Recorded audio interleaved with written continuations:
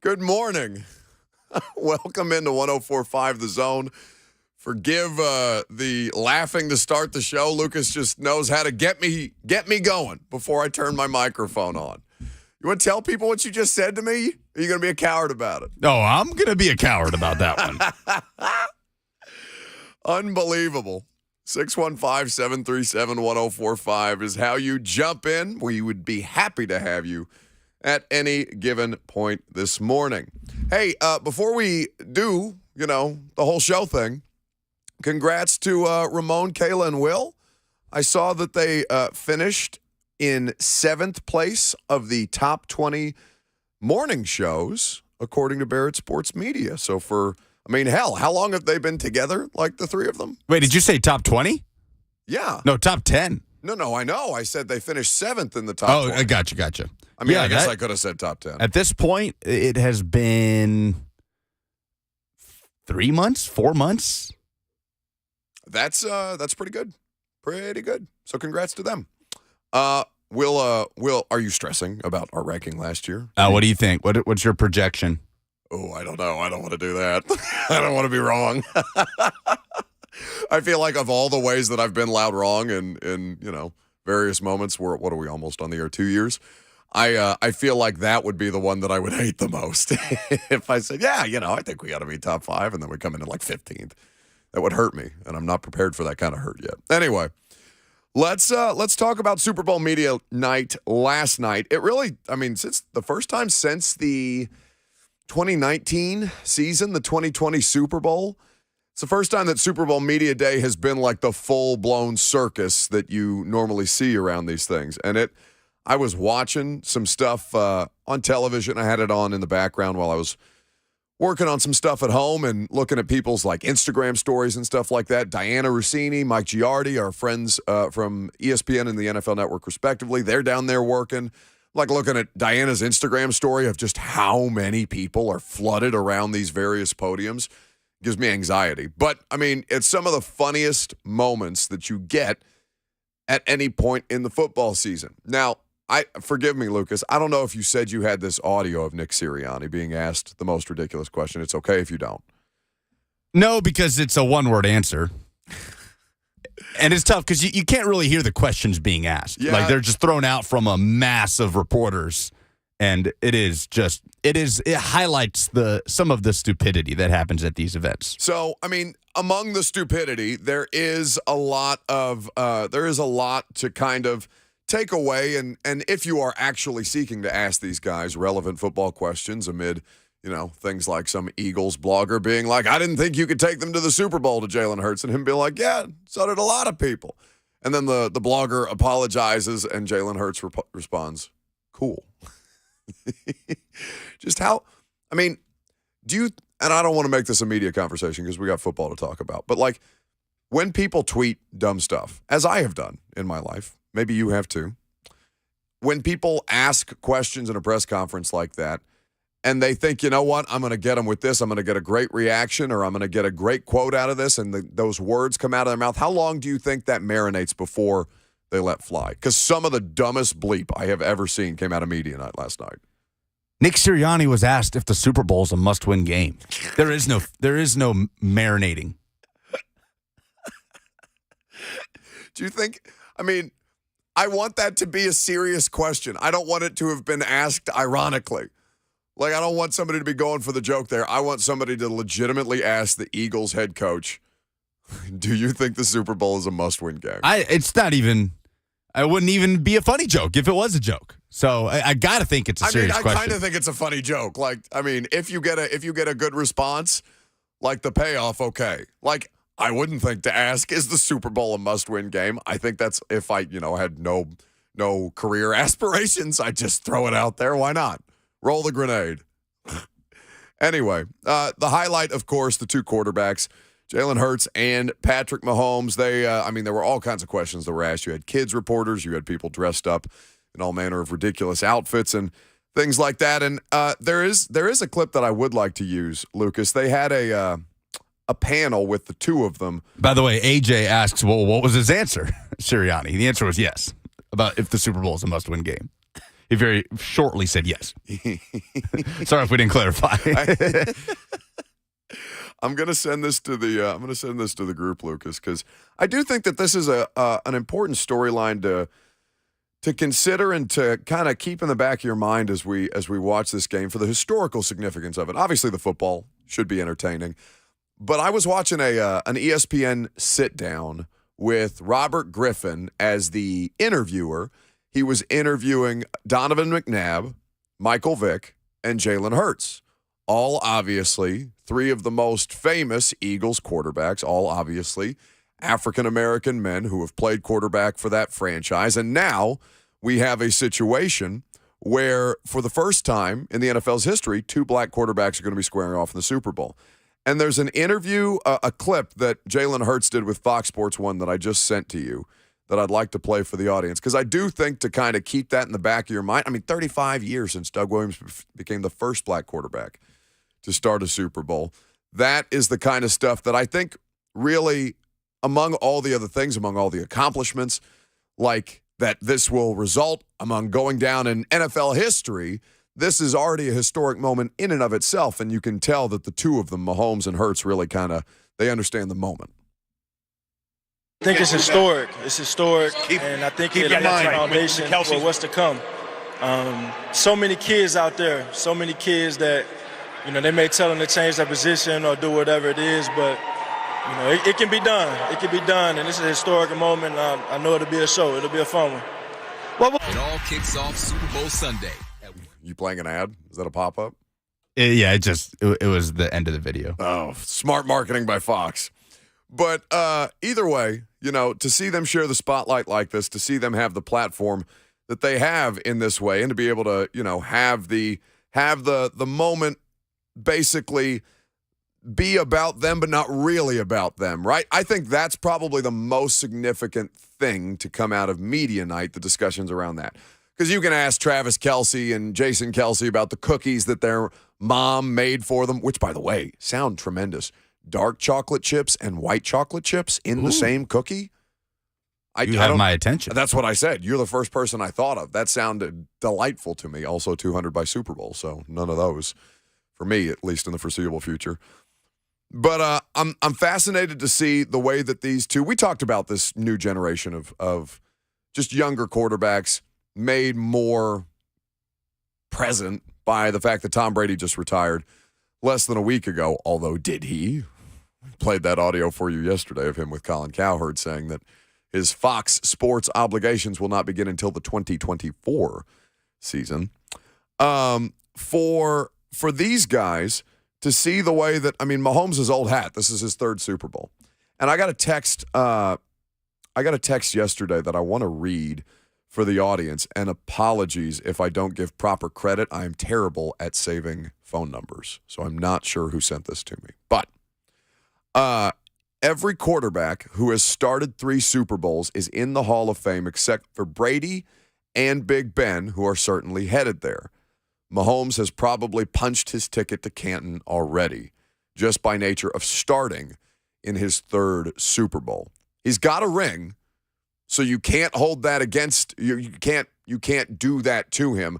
Phillip Rivers, is, I think, like the baseline for, is he a Hall of Famer, is he not Hall of Famer type of stuff. But with Mahomes, I think, at 27 years old, I don't think there's anything closer to a surefire Hall of Fame quarterback than what Patrick Mahomes already will be as soon as he takes the field for the first time in his 3rd Super Bowl. He's unquestionably on pace to be a shoo-in, right? To be just a no-doubter, without a doubt. Because this is kind of like the conversation around Derrick, right? Derrick Henry. Derrick Henry does not have a Super Bowl, does not have a Super Bowl appearance, but is one of the most statistically and physically overwhelming players at his position among all time. Like, he is all over NFL history already as he turned 29 at the end of last season, and still, again, a greater level of playoff success for a player who wants to have it considered, no question. But I look at Derrick and I think, okay, if there's ever somebody who was most obviously on a Hall of Fame trajectory other than Patrick Mahomes, Derek's one of the dudes that pops into my mind. But I think Pat's already there, which is kind of crazy to think about. And, he's handling it routinely. This is old hat for him.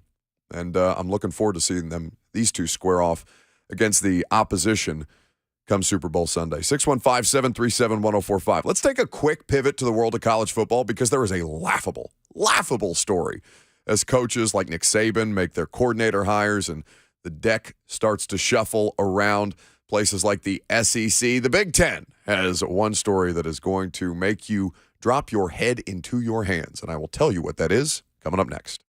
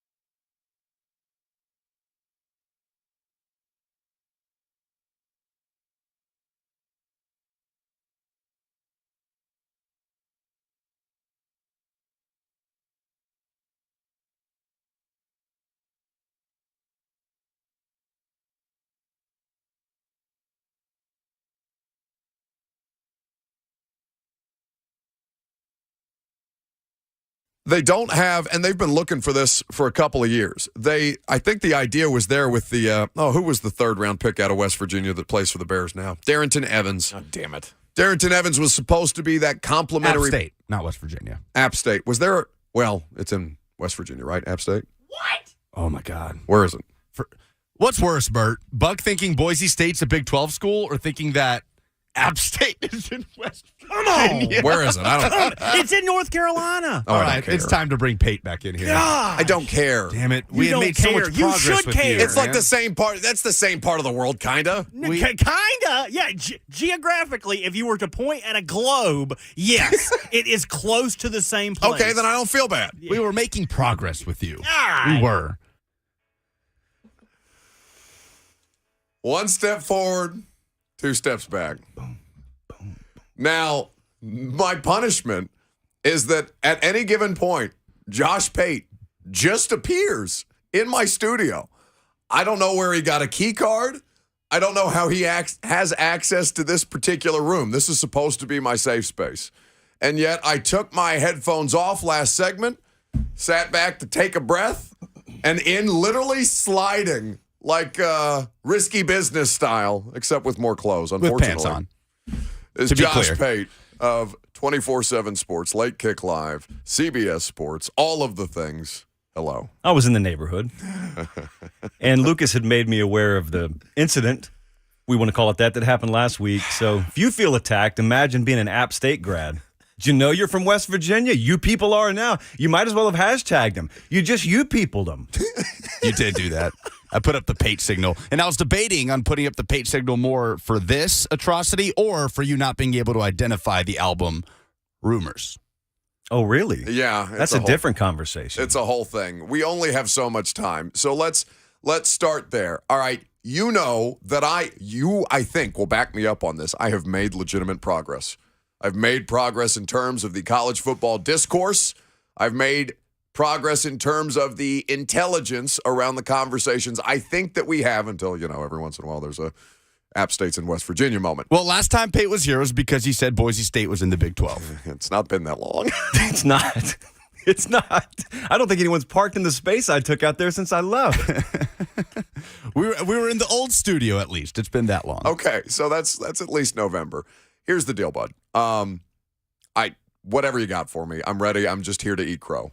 I don't have a choice at this point. And clearly the show is outside of my control. Well, I don't want you eating much of anything, 200 by Super Bowl. But here's what I will say about you. It's a threat. I know I'm on the road. This is your home venue, and I will give you the credit that you deserve because I give you a healthy amount of criticism. And so, in fairness, the words, I am a casual, but I want to change, have come out of your mouth before. Often.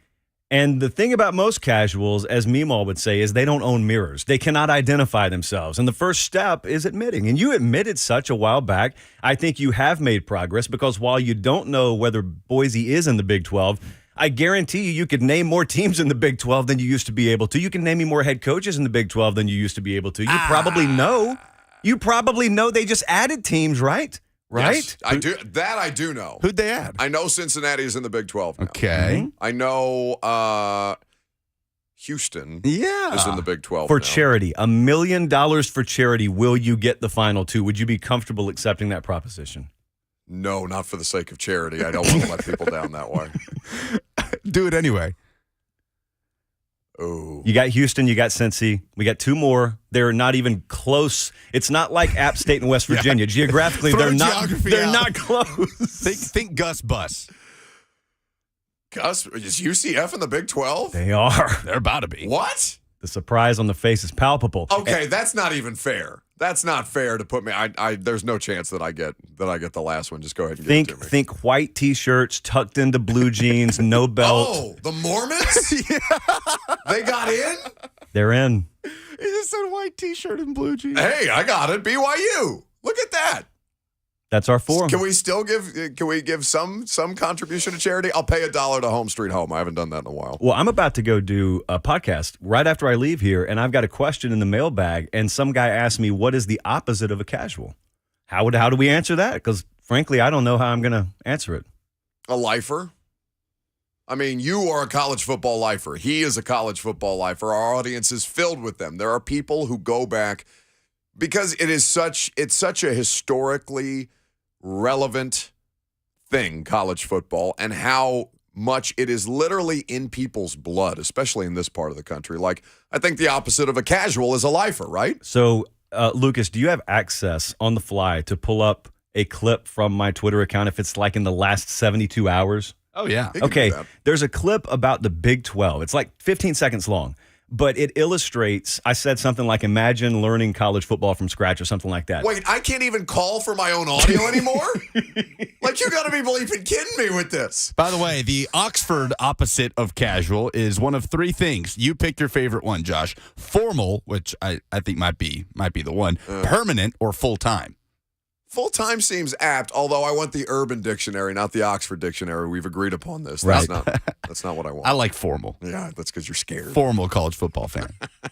I like to traffic in my own vernacular, though. I would love to just invent something. But my point, what you were saying there is, yeah, it's nice to be a lifer, but I don't think you have to have watched the sport from birth to kind of be on the right side of the fence. Sure. But I was just on live the other night. The basketball clip? Yes, that. Okay, so Lucas will cue this up. It's just my show for a second. So Lucas will cue this up momentarily, but I want you to imagine this. Imagine walking in the front door right now. You've been an NBA fan. You've seen college football from afar, and all of a sudden you say, you know what? I want to understand college football. Imagine having to learn this. If there may be some realignment, is maybe they head over to the Big 12, which is currently a 14-team league, which would then balloon to 18 unless they wait until after Texas and OU leave, in which case it would make the Big 12, which was formerly 10 teams, a 16-team league. I hope I haven't been unclear. That's the Big 12 right now. The Big 10 has 14. The Big 12 has, who knows, check the day, and you'll find a different number of teams there. Texas and OU are about to leave, so I don't blame people. Well, not, by the way, as fast as they wanted to. That's true, and that's its own side story. Not a casual. They're not happy out there about that, to say the least. Well, let's start there, and then let's flesh out your larger point, because I think that what you're saying makes a lot of sense to me. If you are somebody who is casual or interested in becoming more than that, which is the category that I think I fall into, it is as convoluted as it has ever been to understand the landscape of this sport. And Texas and Oklahoma being the two of the biggest dominoes in the middle of this, or UCLA and USC are at a completely different conversation at this point, although I guess they do have some relevance in this. I think that those two, and what all the implications of them leaving and the way that it sent everything else spiraling, it has complicated this sport more than it ever has been, which makes it harder, I think, to gravitate towards, even though, in theory, you're still getting the best players in the biggest games more often against one another. So I had someone submit a tweet the other night to the show to kind of summarize what the Texas OU Big 12 dynamic is right now.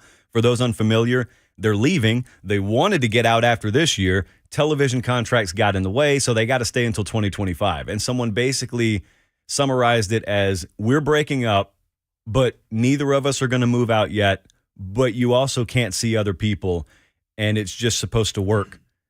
Imagine those teams going on the road for the next 2 years. Imagine the attitude you already have if Texas comes into your building. And then imagine knowing they won't be back here in 24 months. We'll just never see them again. Right. We don't really have to act responsibly. And the other part of that is the league, the SEC, went to Georgia about a few months ago, said, you got to take Oklahoma off your schedule. See, everyone's going to see Georgia has a trash schedule this fall, which they do by SEC standards. And you're going to see they don't play any major out-of-conference games aside from Georgia Tech. Make of that what you will. And they're going to say, shame on Georgia. Georgia had Oklahoma scheduled this coming year. And the SEC, thinking they were going to get this merger done earlier than 2025, said, we need you to take Oklahoma off the schedule because it may be a conference game by then. You may not be able to give their return of the home and home because by then Oklahoma will be a conference game. So Georgia acquiesces to the request.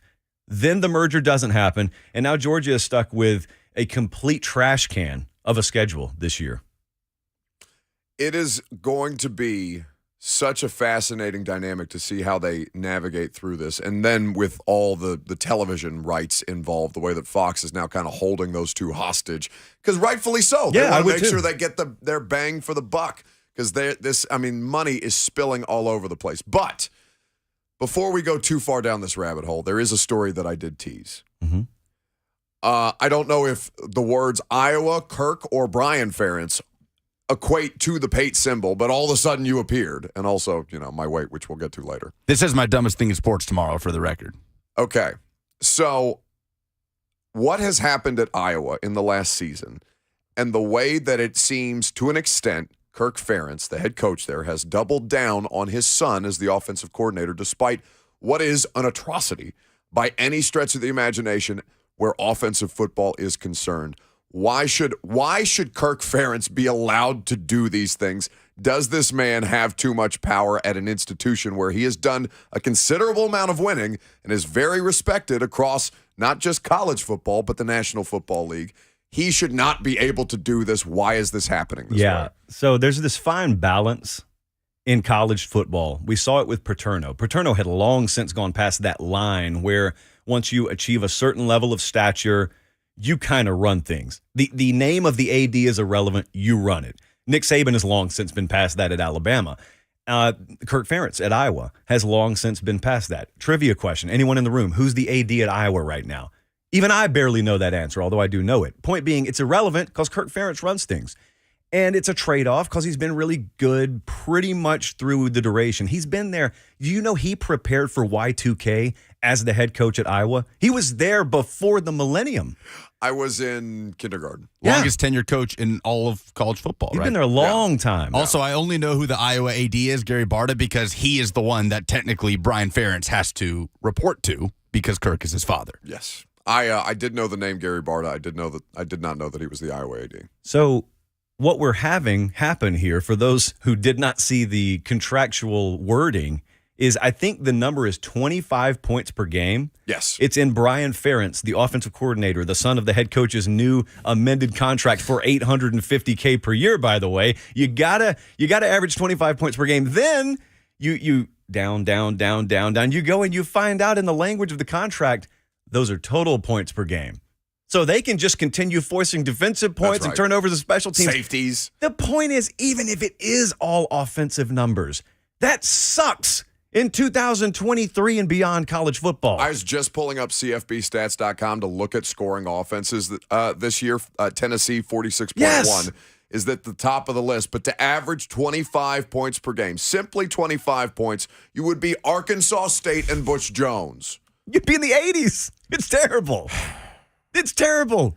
I saw this story, and I don't know why I'm so passionate about Iowa football this way, mainly because occasionally when I'm scanning around and Big Ten Network just happens to be there, and there's Iowa in a game that should matter, and they've got a ranking, and you know that they're going to cause problems for somebody defensively. Maybe, just maybe, they will manage to score any kind of points offensively in a game, and that is not even guaranteed. It's not even just that it's the 25 points per game that he needs to meet his incentives. This is Brian Ferentz, the Iowa offensive coordinator, the way they restructured his contract so basically that he could stay. By the way, Josh Pate, Late Kick Live, is here in studio with us. He was previously making, so he took a $50,000 pay cut. Prayers sent, by the way. Tough scene. He'll receive up to $112,500 in bonus money if he hits all of the incentives. All of them are low. Iowa was tied for 85th amongst 131 FBS teams in scoring. You are ruining my dumbest thing in sports tomorrow. Just replay this. It's worth a repeat. All of it is nonsense. They were ranked 123rd this year, 17.69 points per game. And again, that's total. 7-7. What does that say? It sounds like a gas station, right? 7-7 was their touchdown to interception ratio as a team this year. It sounds like the drink Iowa fans had to take multiple of after watching their games. 7-7, people, not in the month of October. That is the total offensive accumulated numbers in TDINT for their season this year. It's college football. They give you certain amounts of offensive production just because it's college and you're facing college defenders. Here's the other bad part about this. The Big Ten just signed a big media rights deal. Ohio State's going to deliver on it. Michigan's going to deliver on it. Penn State. Those are all pretty must-watch teams. The Big Ten's kind of secretly trash beneath them. Yeah. And this is not an also-ran conference. This is along with the SEC, the other big boy in the sport. And it's pretty intolerable, even for people who aren't Big Ten fans who just want to see good football. It's intolerable to look at the Big Ten schedule and say, are one of those three teams playing? Because if they're not, I don't know the difference between Purdue or Wisconsin or Minnesota or Iowa, because the style of football and the overall record over an extended period, it just kind of all jumbles together. When's the last time you had relevance? The Big Ten West has been horrific. It's been a tire fire. It's been a disaster. Well, and we've talked about, like, just Wisconsin, because you brought them up, the idea that they have the resources to invest. They've just been kind of content to coast. This has been some time, I think, a previous appearance with you several months ago. But looking at what Wisconsin has done now, like Luke Fickell, the outlook for somebody like that coming in, coaching the bowl game, understanding kind of what it is that was going to be in front of him, how much does the power play for big-name coaches at more Big Ten institutions, how much can that kind of shift that? Because the SEC is always that. The Big Ten does not get those kind of names. Now, we're dealing with programs like Rutgers and Indiana. God love my Hoosiers. But, Tom Allen is not cream of the crop as far as coaching is concerned. He's not. I think Tom Allen's done as much as he can at Indiana. Yeah. He's not part of the problem. I think that the very, very early stages of what you would hope to see has happened. You would hope Nebraska goes and finds a Matt Rule. You would hope that Wisconsin can pull off the improbable to impossible, because, frankly, I'm still stunned they were able to get Luke Fickell up there. But they got him. And so you would hope, I think a lot of what's also happening is those folks are looking down the road a little ways, and they know the Big Ten's about to restructure divisions, like the ACC has just done, like the Pac-12's done. And what that means is you don't have division play anymore. They're just taking the two best teams. And so if you don't want it to be Ohio State, Michigan, or Michigan, Penn State, or Ohio State, Penn State in the Big Ten championship game for the next decade, you got to do something. Because right now, it's just accepted. Like 8-win ceilings are kind of accepted around there, and there's no excuse for that. If we could please step away from the Big Ten for a moment. Josh, a couple of shows ago, maybe a couple of weeks ago, you did a segment on new contenders, and you drew a little bit of ire from Tennessee fans on not including the Vols. So when I say best case scenario for Tennessee football in 2023, what flashes through your mind? Yeah, they're a contender. I left them out because I think they're already a contender. I guess it was a matter of semantics, but I already view Tennessee as a contender. I was talking about teams that aren't already there. These people are very, very angsty, Josh. These people, yeah. There you go again. These people. No, that I'm okay with. That I'm okay with. Vol fans are different. They are a different breed. You know, back when things weren't so good, though, when I think I may have told you this story before. Maybe I told it on air, but that's fine. When I first got to 24/7, that was in the middle of LSU, Joe Burrow. They had just come off that run, and the traffic, they let me see behind the curtain. They let me look at the traffic numbers for LSU, and it was off the charts insane. Yeah. LSU was matching Bama and Ohio State. That's never happened before.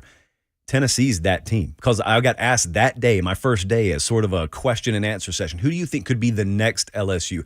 Who is a fan base that if they get it right, we should fully gear our marketing machine towards? And I said, you're in the state where they reside. It's Tennessee, because those people never left. When things were down, you didn't look at a half-full Neyland Stadium. You didn't look at a non-engaged fan base. They may have been angry a lot. They had reason to be angry a lot. They never left, though. They're very angry. They never left. I appreciate that. For so long, too. It's not. Yeah, that's what I'm saying. This is like 2 decades. They may have gone to the Caribbean for the Alabama game, but other than that, they hung around. But you had a okay, I just got that. You were reading a stat on the last time Tennessee had a double-digit win season, and it was some type of typo. And this was months ago, and you were like, last 10-win season since, and you go 2013. I was like, oh, you sweet summer child. No. It is. Do you have another segment in you? No, you have a podcast you got to do today. They'll be there when I get there. No. Okay. It's fine. Well, since it's so rare that we get surprise visits from our buddy Josh Pate of Late Kick Live. By the way, the YouTube channel is going strong. You can make it stronger. Go subscribe to Late Kick Live. You guys are upping the situation to 2 live shows. Is that what I'm So understanding? we're going live Sunday and Thursday. Yes. And then we will also have the Late Kick Extra Pod, which I'm scheduled TBD whenever I get to the studio to record today. and that just drops in the pod feed. It's this clever marketing strategy we have to make you submit to not only subscribing to the YouTube channel, but the pod. I'm told it has been done before. Oh, well, I'm certain that we could probably be doing more stuff like that. But either way, Josh Pate is here. We're going to get into more Tennessee talk coming up next. Okay. Got to do a real quick ad.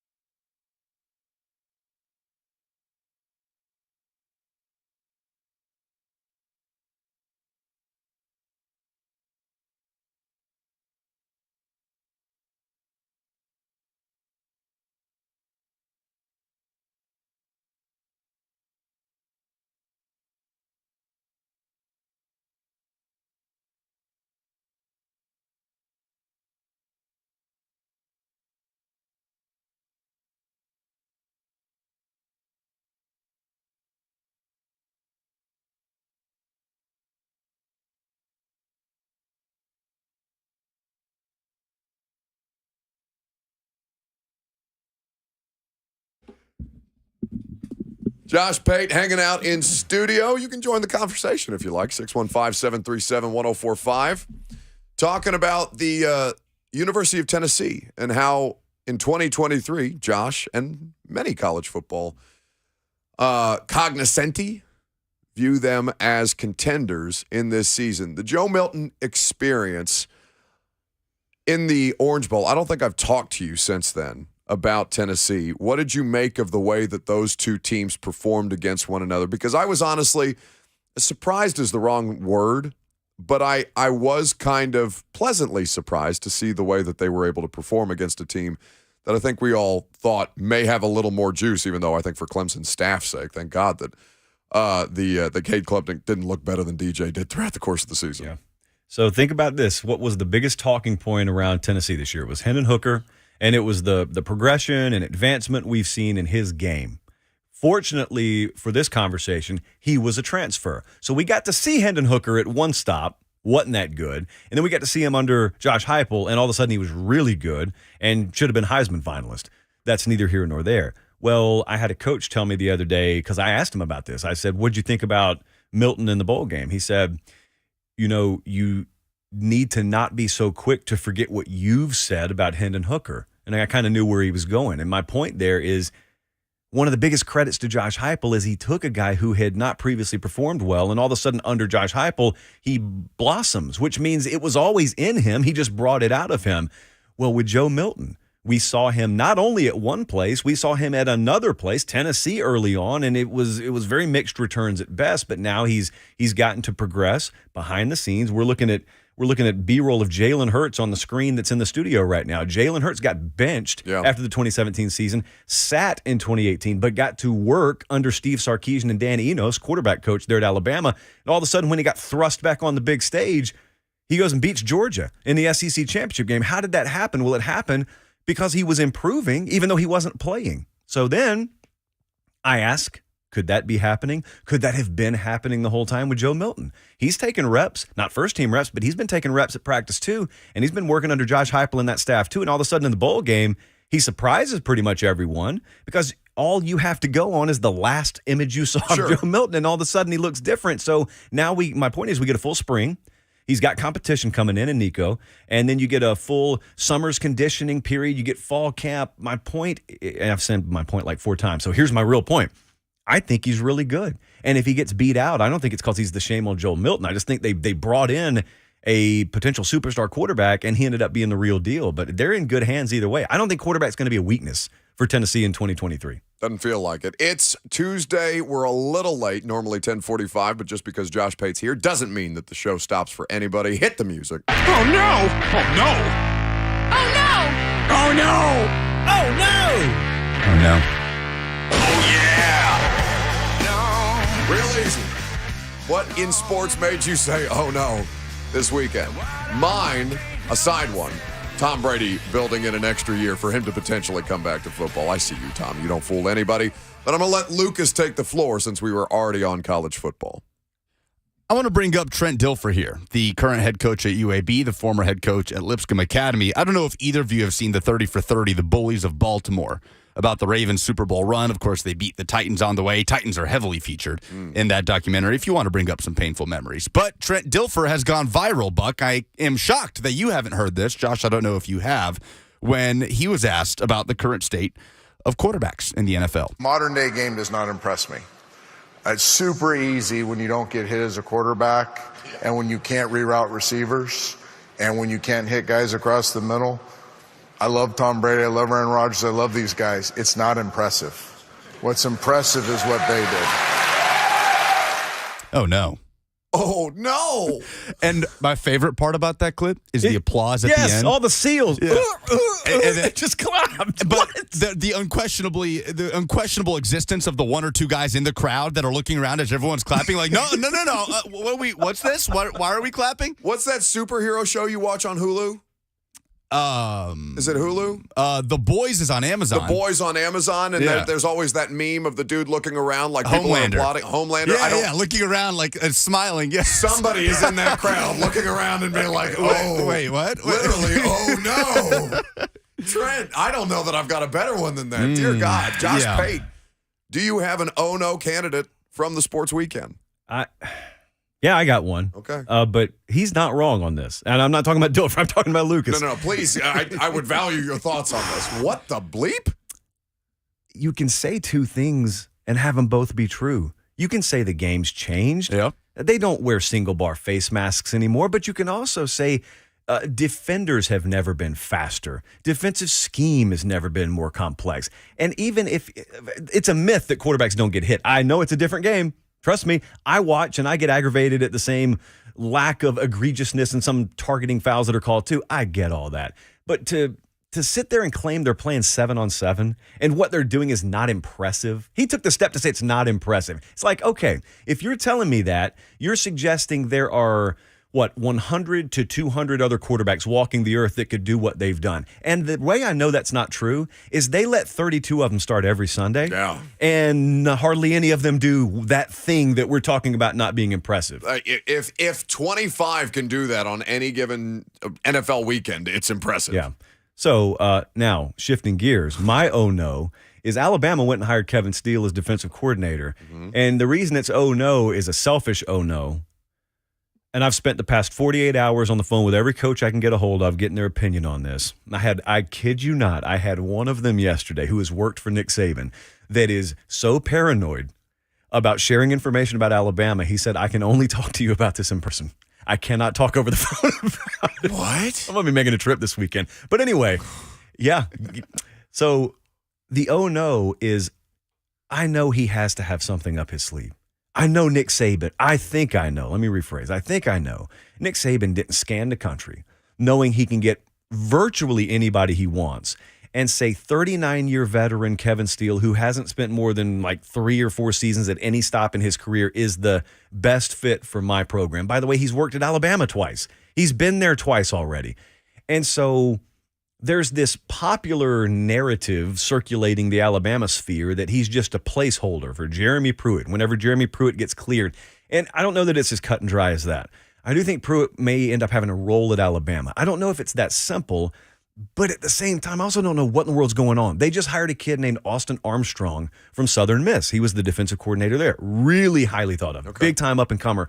Probably not ready to be the DC at Alabama yet. Perhaps Nick Saban looks at him and says, get him on staff now, and we're going to progressively get him ready to be DC in 1 to 2 years.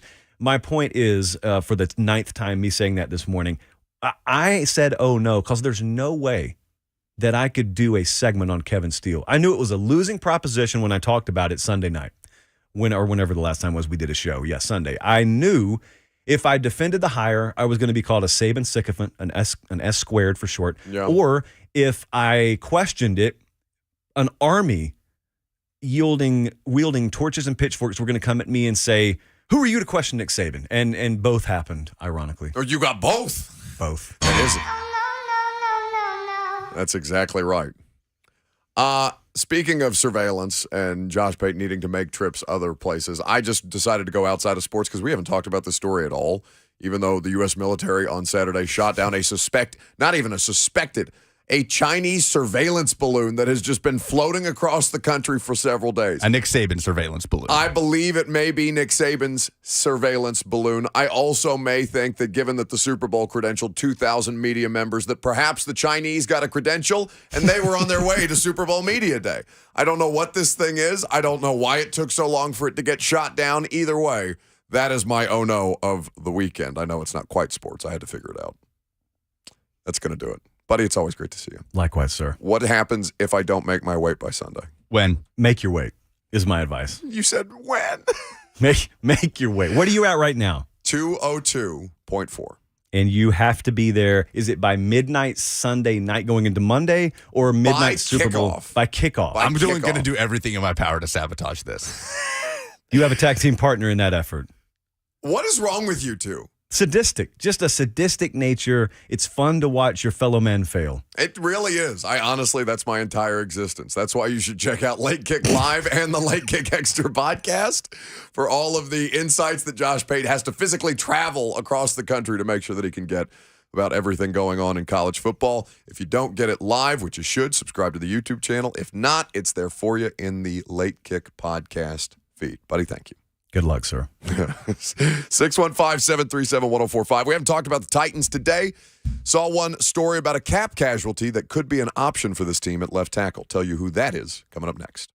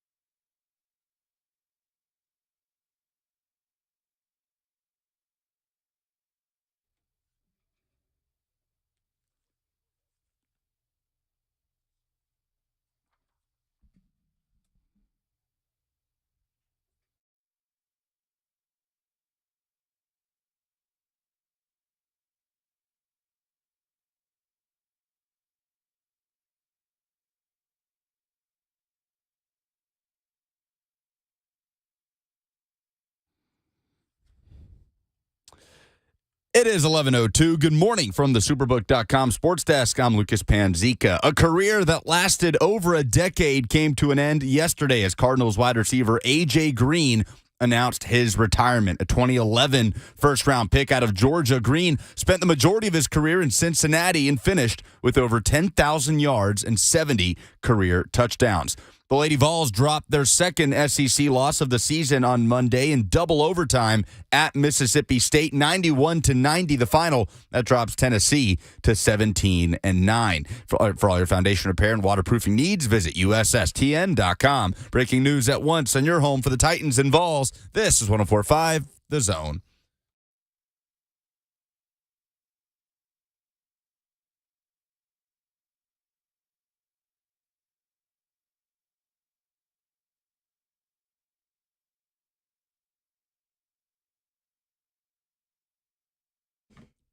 Second hour.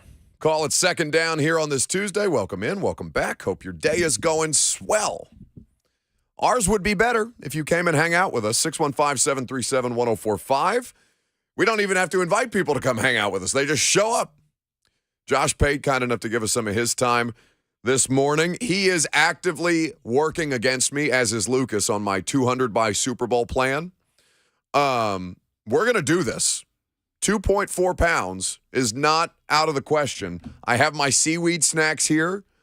Our buddy Worth Campbell at TrueMav just texted me and said that we're going to get a couple of workouts in to make sure that I get this. You are not going to stop me. I'm doing this. Do you have any friends that wrestled in high school or college? Yes. Miserable human beings. I'm sure they could help you out on dropping weight last second. Well, I have been I've gone to the sauna every day this week. Do about 45 minutes in the sauna every day this week.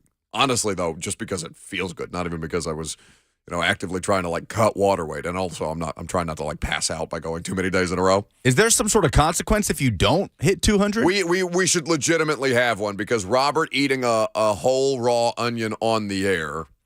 I still support the beard thing. No, chops. you tried to shave a Hitler mustache onto my face if I lost. I refuse to let you do that to me on the internet. That was said in jest. It was not.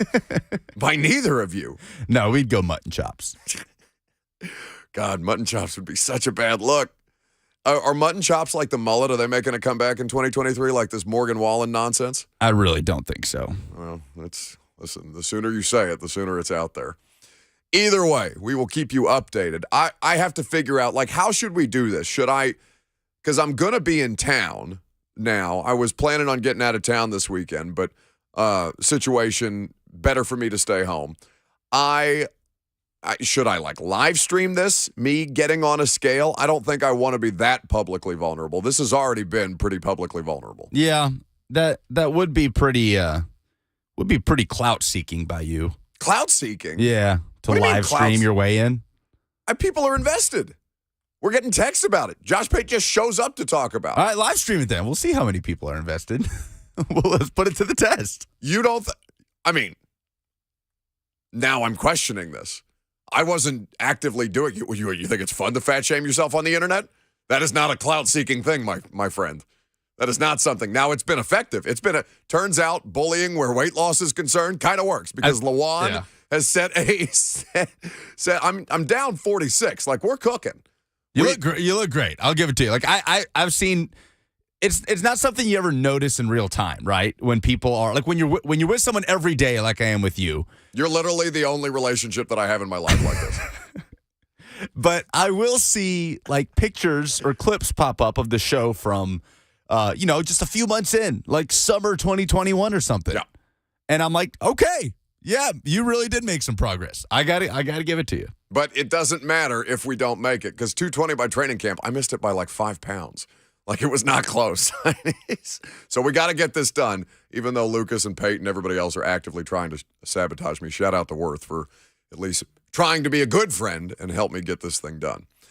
Either way, we played for you a clip from Trent Dilfer as a part of Lucas's Oh No that we do every Tuesday at 10:45. Lucas, play the Trent Dilfer clip again because for people who may not listen to every segment of the radio show, I think it's worth playing given the context of another clip from Tom Brady that went viral this past summer. Modern day game does not impress me. It's super easy when you don't get hit as a quarterback and when you can't reroute receivers and when you can't hit guys across the middle. I love Tom Brady. I love Aaron Rodgers. I love these guys. It's not impressive. What's impressive is what they did. All right, I still don't understand the applause. It's the applause. The applause is the funniest part of that clip. Yeah, there has to be somebody in there like, no, stop clapping. That was not a good take. Like, people are being accused of being sheep a lot lately on the internet. Like, those people are actual sheep. That is just clapping and laughing too hard at a pseudo celebrity's jokes just because you want to make them feel good. Nonsense.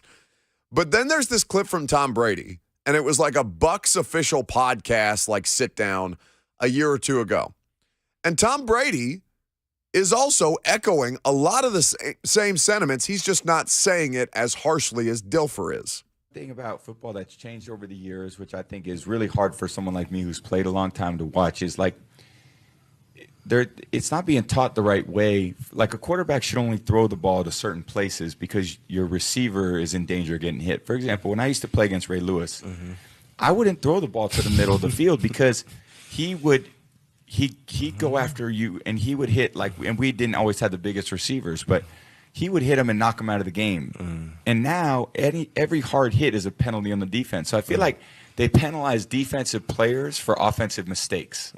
So, like, if a quarterback, I was watching the Chicago Bear game, the quarterback messes up, doesn't see the blitzer, or the line screws up. I don't know what happened. But the quarterback or the line on offense, the defensive player comes in and hits him hard, and they throw a flag on the defense.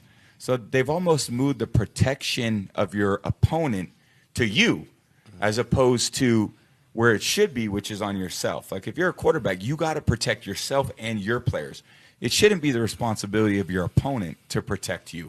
And I think that's it creates really bad habits for players because you feel like I can basically do anything. I could run and not slide. I can throw my receiver into any coverage and not have any repercussion for it. The only thing they're going to do is they're actually going to blame the defensive player for making a good, solid hit, and now the defensive player is going to feel like, oh, I can't do that, even though I feel like it was an offensive mistake. So in the end, I think it's a really disservice to the sport because the sport isn't being played at a high level like I believe that it once was. It actually deteriorates because you're not teaching the players the reasons and the fundamentals of what the sport should be.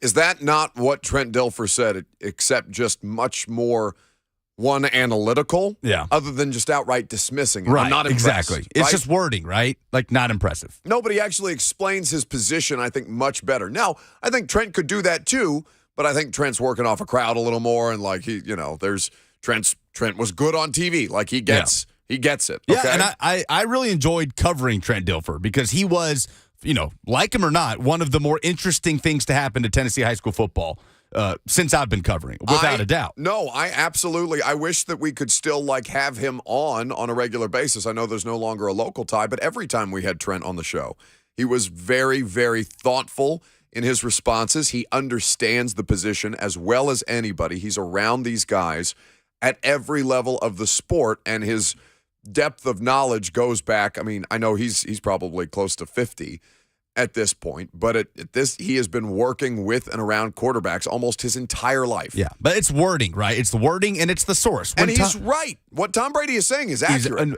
He's absolutely right. There's a reason why Tom Brady's able to play until he's 45. Why we talked about that almost being the norm. Like, Aaron Rodgers is 39. That used to be ancient. Dan Marino retired at 38, and he was old, perceived as old when he retired. I think I saw something that said Brady has thrown for more touchdowns since he was 33 than Dan Marino did his entire career, something insane like that. Listen to me. He has more passing yards in his 40s than he did in his 20s. So that sort of proves his point. Absolutely. But it's the phrasing of it, just dismissing it entirely versus Brady, who's giving an analytical view of how much easier it has become on the quarterback position. That doesn't take away from the skill that you need to play the quarterback position at a high level. So the responses are different on those two things. When it comes to Dilfer, people are immediately posting clips of Dilfer missing, wide open receivers in completely clean pockets, and then Brady's Trent went on the attack. Trent was attacking people, basically. Yeah. But nobody's going to do that to Brady, right? Nobody's going to post a clip of Brady missing a wide open receiver in a clean pocket because it's like the evidence with Brady is that he is the greatest of all time. When he talks about this, like him or not, you're going to listen. No, he's just too busy taking underwear pictures right now. By the way, did you see Will's? Yeah, that was very funny. I gotta give that to Compton. That was very, very funny. In a segment we like to call Google this, there are Brady underwear pictures on the internet. He lost a bet with his own company. He had to pose in nothing but his. I mean, he had have to pose. If you look like that, you can do what you want, I guess, with your underwear pictures on the internet.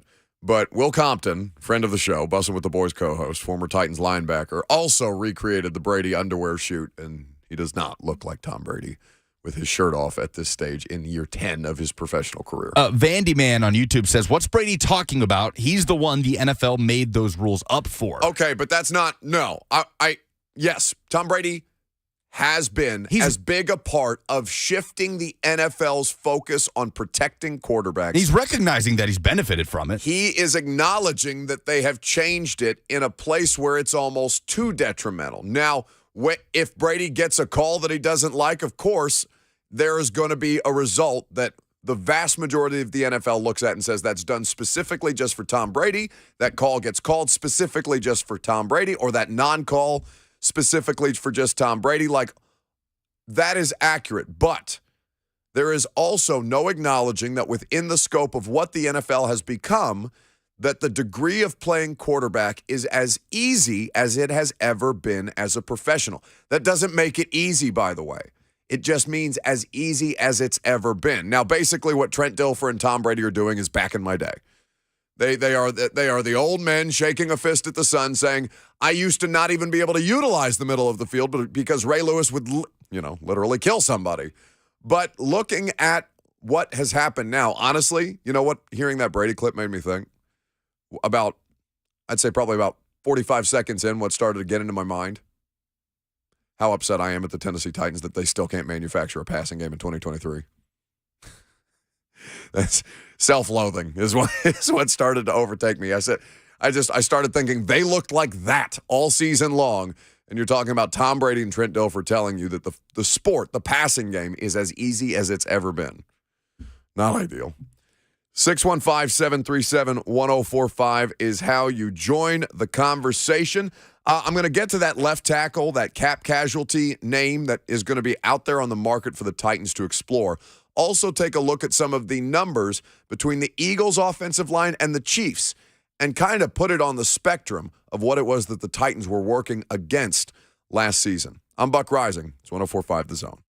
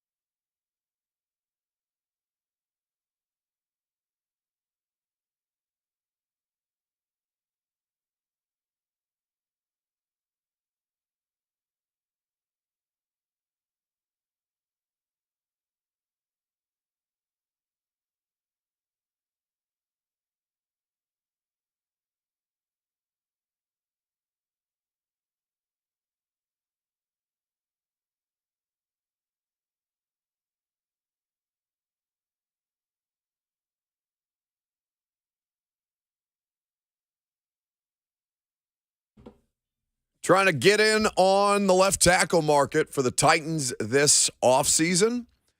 We're going to get to cut or keep. We're going to play a little, it does seem a bit morbid, doesn't it, to play that game? I was going to call it a game. I don't know if we have any, like, Price is Right music that we could throw behind it. There's probably all kind of litigation tied up in that. I don't want to get in a legal fight with Bob Barker. I guess it's Drew Carey. Do you watch The Price is Right? I have never watched The Price is Right, yet what? I know that show will always and should always be associated with Bob Barker. I'm sorry, you've never watched The Price is Right? I've never been a big game show guy, if I'm being completely honest. Well, you don't necessarily have to be a game show guy, but like that's not something you did as a family, as watch Price is Right or Wheel of Fortune or no Jeopardy? I can't say we did. I love Jeopardy. I do enjoy Jeopardy. But no, I never watched Price is Right. My biggest exposure to Bob Barker and The Price is Right is Happy Gilmore. Yeah. That's the most me thing you've ever said. That was very a buck thing to say. I mean, are you a Happy Gilmore guy? I love Happy Gilmore, but like I felt so what they would do with me every summer since my mom had a job that was very intensive and had to travel a lot, like they used to try and put me in summer camps that I wouldn't go to. So like when, little. So they would send me home to my grandparents for like 3 months and always just daytime television, always on game shows. Game show after game show after game show. Like for whatever reason, Jerry Springer was like the lead-in for Price is Right, which always made me laugh. Trash TV like that. Before trash TV was, as mainstream as it is now, as I watch The Bachelor every Monday night. For me, it was my grandfather in Italy watching black and white Westerns constantly. Bonanza is not a game show, but it's also up there. MASH as well. Like these are the television this is why I'm 90 years old at 29 because I watch, television shows that people in their 80s and 90s watch on a regular basis. Anyway, so there was a report yesterday, I believe while we were doing the show, from Rick Stroud of the Tampa Bay Times. And he was talking about camp casualties for the Bucs this coming offseason, given that they're going to have to reboot this thing without Tom Brady, theoretically. So, he mentioned that the Bucs left tackle, Donovan Smith, could be a salary cap casualty this offseason. He didn't play very well in 2022. He was playing through injuries to his credit, so reasonable to believe that he could be a better version of himself. He's not been regarded as one of the premier left tackles in football, but I would put him slightly a level below Lewan when Lewan's at his best. He's 29. Younger than Lewan, for sure. He is younger than Taylor, yeah. He'll be 30 this season, in the 2023 season. Taylor, I believe, is going to be 31 or 32. Either way. The Bucs are, and this is from Roto World, the Bucs are in one of the worst cap situations in the league. Do you know how much the Bucs are over? Titans are 26 and change. 26 million and change. Let me guess, 43. 55. Man, and with nowhere to turn right now at the quarterback position. Kyle Trask, baby, come on down. Because Blaine Gabbert's not under contract for them right now. Yeah, they have nowhere to turn right now. If the Bucs move on from Donovan Smith, it would most likely mean for Tampa Bay that they would move Tristan Wirfs, since we were talking about Iowa, move Tristan Wirfs over to the left side. He's been their right tackle. They would free up $9.9 million if they cut him before June 1st.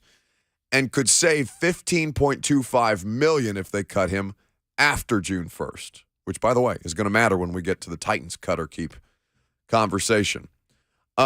He played in a career-low 13 games last year. He could be on his way out after 8 seasons with the team. That's according to Rick Stroud. He allowed 6 sacks, Donovan Smith, in 2022. How many sacks do you think, that was tied for 15th in the league, by the way, how many sacks do you think Dennis Daly allowed in 2022? Dennis Daly played in 16. No, Dennis Daly played in. Did Daly play all 16 games? Yeah, he came in for Taylor in week 2. I know, but I couldn't remember if he was missed the only one. He was the only offensive lineman that didn't miss a damn game. Very healthy. Availability, always a strength. I would say that Dennis Daly allowed in 16 games 11 sacks. 12. He's tied for first. I'm not sure who he's tied with, but.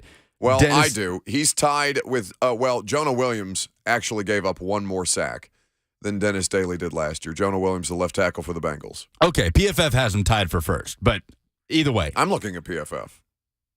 Either way, 12 sacks allowed by Daly. He played 942 snaps. Donovan Smith, 6 sacks allowed, playing 908 snaps this past season. So it doesn't have to be like the long-term solution at left tackle for a team that may, at worst-case scenario, have to figure out 4 of their offensive line spots this offseason. He did have more penalties than Dennis Daly, which is not insignificant. 12 versus 7. Right? Because I remember when Donovan Smith signed his contract extension. He was, I think he was a second-round pick out of Penn State.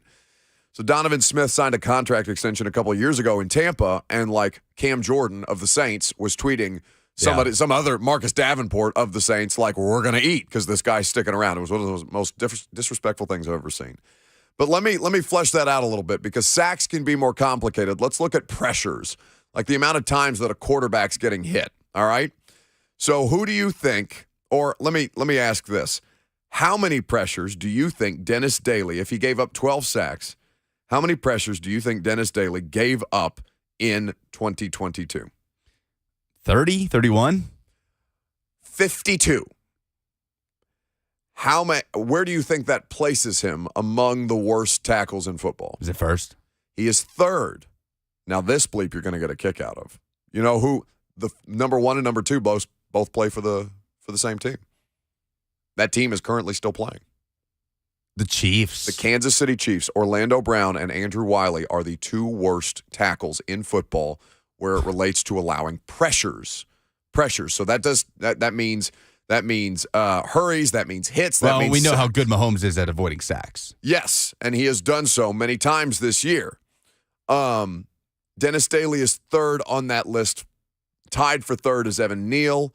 And then you have Spencer Brown in Buffalo and Charles Cross, the rookie, in Seattle this year. As you look at Donovan Smith, he's not great, but he's better than that. Donovan Smith of a possible, let me see how many qualified offensive linemen there are here. Of a possible 117 qualified offensive linemen, do you know where Donovan Smith ranks on this list? Pressures. And you said Daly was third. Daly was third. I'll say 7th. 23rd. 23rd tied with Nicholas Petit-Frere of the Tennessee Titans. Now, NPF did not have a good season, but it's harder for rookie offensive linemen. Evan Neal is top 5. Yeah, you just mentioned 2 rookies in Cross and Neal. Right. 2 SEC rookies. I honestly think for a rookie, offensive line is the hardest position to get down, like to do well in your first year. That's why Rashawn Slater was such an anomaly in Los Angeles. He was unbelievably good right out the gate. And even got like they drafted more offensive linemen in LA this year. Zion Johnson, who we talked about as a can't miss, he struggled this year. Trey Smith struggled in his rookie year. Like this is common at this point. Well, more likely solution to you, drafting or acquiring a left tackle to just fix that position, and we'll operate under the assumption that they cut Lewan, right? Or moving Nicholas Petit-Frere to the left side and grabbing a right tackle in the draft. You're asking me most likely scenario? More likely between the two, in your opinion. Well, those are 3. If they acquire a player in free agency, if they draft a player, if they move I would say address the left tackle position and leave Petit-Frere on the right side, or move him and address the right tackle position. Oh, address the left tackle either through draft or free agency by far and away more likely, because it's all. So I think there was a moment when like. I think it may have been during the 2020 season where there were moments. Who was starting on the right side? Quessenberry, where Lewan went down. Dennis Kelly was still on the roster, so they had Dennis on the left side. Ty Sambrailo for a minute. Too. Right. Ty Sambrailo was the better option, and then they talked about moving things around again, moving players out of position to play different positions, moving Dennis inside to guard, stuff like that, because Dennis had done that. But the fear typically among coaching staffs, and this one in particular, where they're willing to ride out Dennis Daly basically until the Chargers game before they finally put Dylan Radenson on the left side, and he tears his ACL because, of course. This coaching staff has showed an unwillingness to get worse at 2 positions to try and fix one, if you get my meaning. From moving a player who's been playing one position to another position to try and address one position. Yeah. It's not a perfect solution. It can happen. Rexroad just texted me and said Jack Conklin was an all-pro as a rookie, but again, like the Jack Conklin, I I hate this argument. I hate that submission because that, to me, completely ignores the individual situations that the tackles are in. What they did for Jack Conklin, if you talk to anybody on that offensive coaching staff or that offensive line that year, they will tell you that Jack had a significant amount of help on the left side, on the right side that allowed him to make an All-Pro his rookie year. He was still good. He's still good. He's fine. But they did so much to help him in heavy personnel sets. I think you just hate Jack Conklin. I really don't. He's a nice guy. Yeah. Soft-spoken. Not a great quote. Titan Man on YouTube says, what's the cost for this guy from Tampa? Talking about Donovan Smith. So they're cutting him. If they cut him, he's a free agent. Well, he's got 1 year left on his deal that he signed in Tampa, which was he was on a 2-year, $31 million contract. So, but he was set to earn $15 million in 2023 in Tampa. So it's not going to cost. I mean, I bet it costs $10 million. I bet it cost I bet the total value of the contract for somebody like Donovan Smith is $10 million. If the salary cap went up by 16, he's playing a premium position. I bet if Lawan gets cut, I bet Lawan would get 12 or 13 because he's only making 14 right now. And that's low on the pay scale for left tackles in football. I mean, I think guys are making more than twice that now. So for a functional, plug-and-play left tackle, I bet it costs $10 million. I just don't think that's an expenditure you can afford right now. It's so interesting to talk about the Titans' offensive line because this team does not have a million needs, right? They have... I will list you many needs. Okay. You want me to go through it? Yeah. List their needs. And keep it with position groups. I will go by position group, and let me start with offense. Backup quarterback is absolutely a need at this stage of the game. Wide receiver is absolutely a need at this stage of the game. Mm-hmm. Tight end with Austin Hooper becoming an unrestricted free agent. Absolutely a need at this stage. You need a left tackle, probably a left guard. Now you're going specific. I'm talking about position groups. Okay. Every position group on offense, they could use a player because Dontrell Hilliard with a season-ending injury, go get Eric Gray, go get the Tulane back, go get somebody. Respectfully to Dontrell Hilliard, you can find that. On the defensive side of the football, it's less, but it's still consequential. I think they need defensive linemen. Danico Autry is in the final year of his deal. He's in his 30s at this point. He is so important to what they want to do, but I think if they can find a way to ease the burden on him, that a more quality defensive line player would be useful. If they're going to cut Bud Dupree, you need an outside linebacker. You need an edge guy. You need an inside linebacker because I think David Long on a second deal is lowest on the priority list, and you're probably going to cut Zach Cunningham. So there's two, depending on how you feel about Monty Rice. You have a situation where they need a corner. I would totally and could make the case for Caleb Farley to be released this offseason because at a certain point, you just have to look around and be like, oh, okay, they need somebody who can play. Well, the guy who drafted him's not there anymore. I will get to cut or keep with Caleb Farley later on in the show. But when I think about team, and you're right, they can address all of those things. All of those, that is a substantial list. But at the top of that list is offensive line and wide receiver, right? That's at the top of the list. Offensive line and wide receiver is more important than the tight end position right now for the Titans.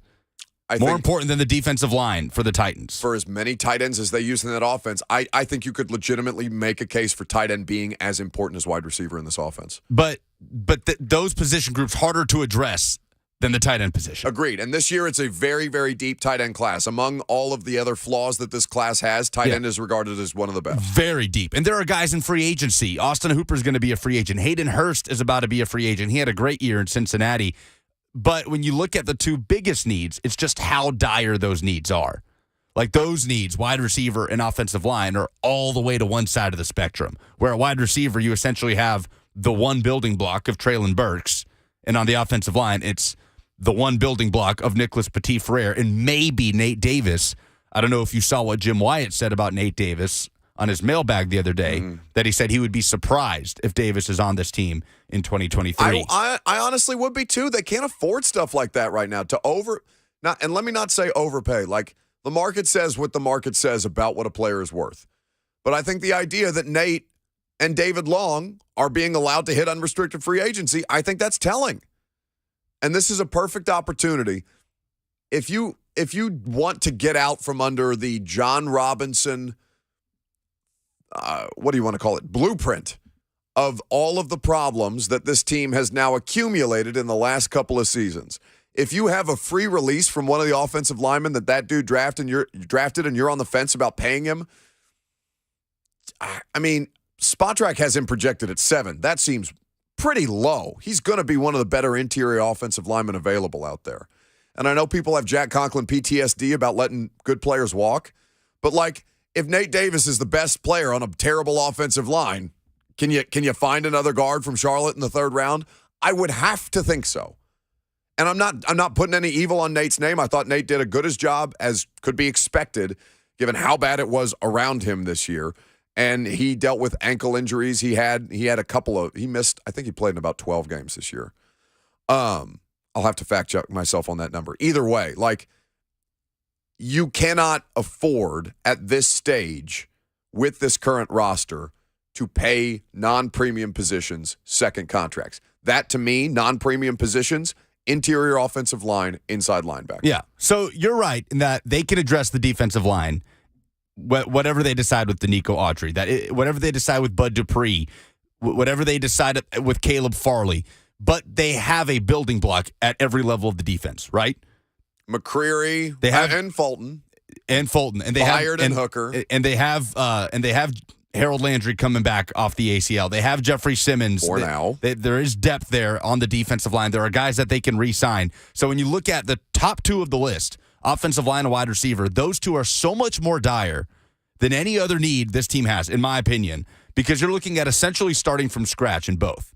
Yep. No, I think that's completely accurate. We're going to have a larger version of this conversation at 12:20. We're going to go through the candidates to cut or keep at this stage, guys who should be on the discussion or should be a part of the discussion for the cap casualties. 615-737-1045 is how you join the conversation. 2 notes coming out of Super Bowl Media Day last night that I want to address about an interesting storyline for this Super Bowl and a retirement that oddly struck me in a weird way. I'll tell you what I mean coming up next.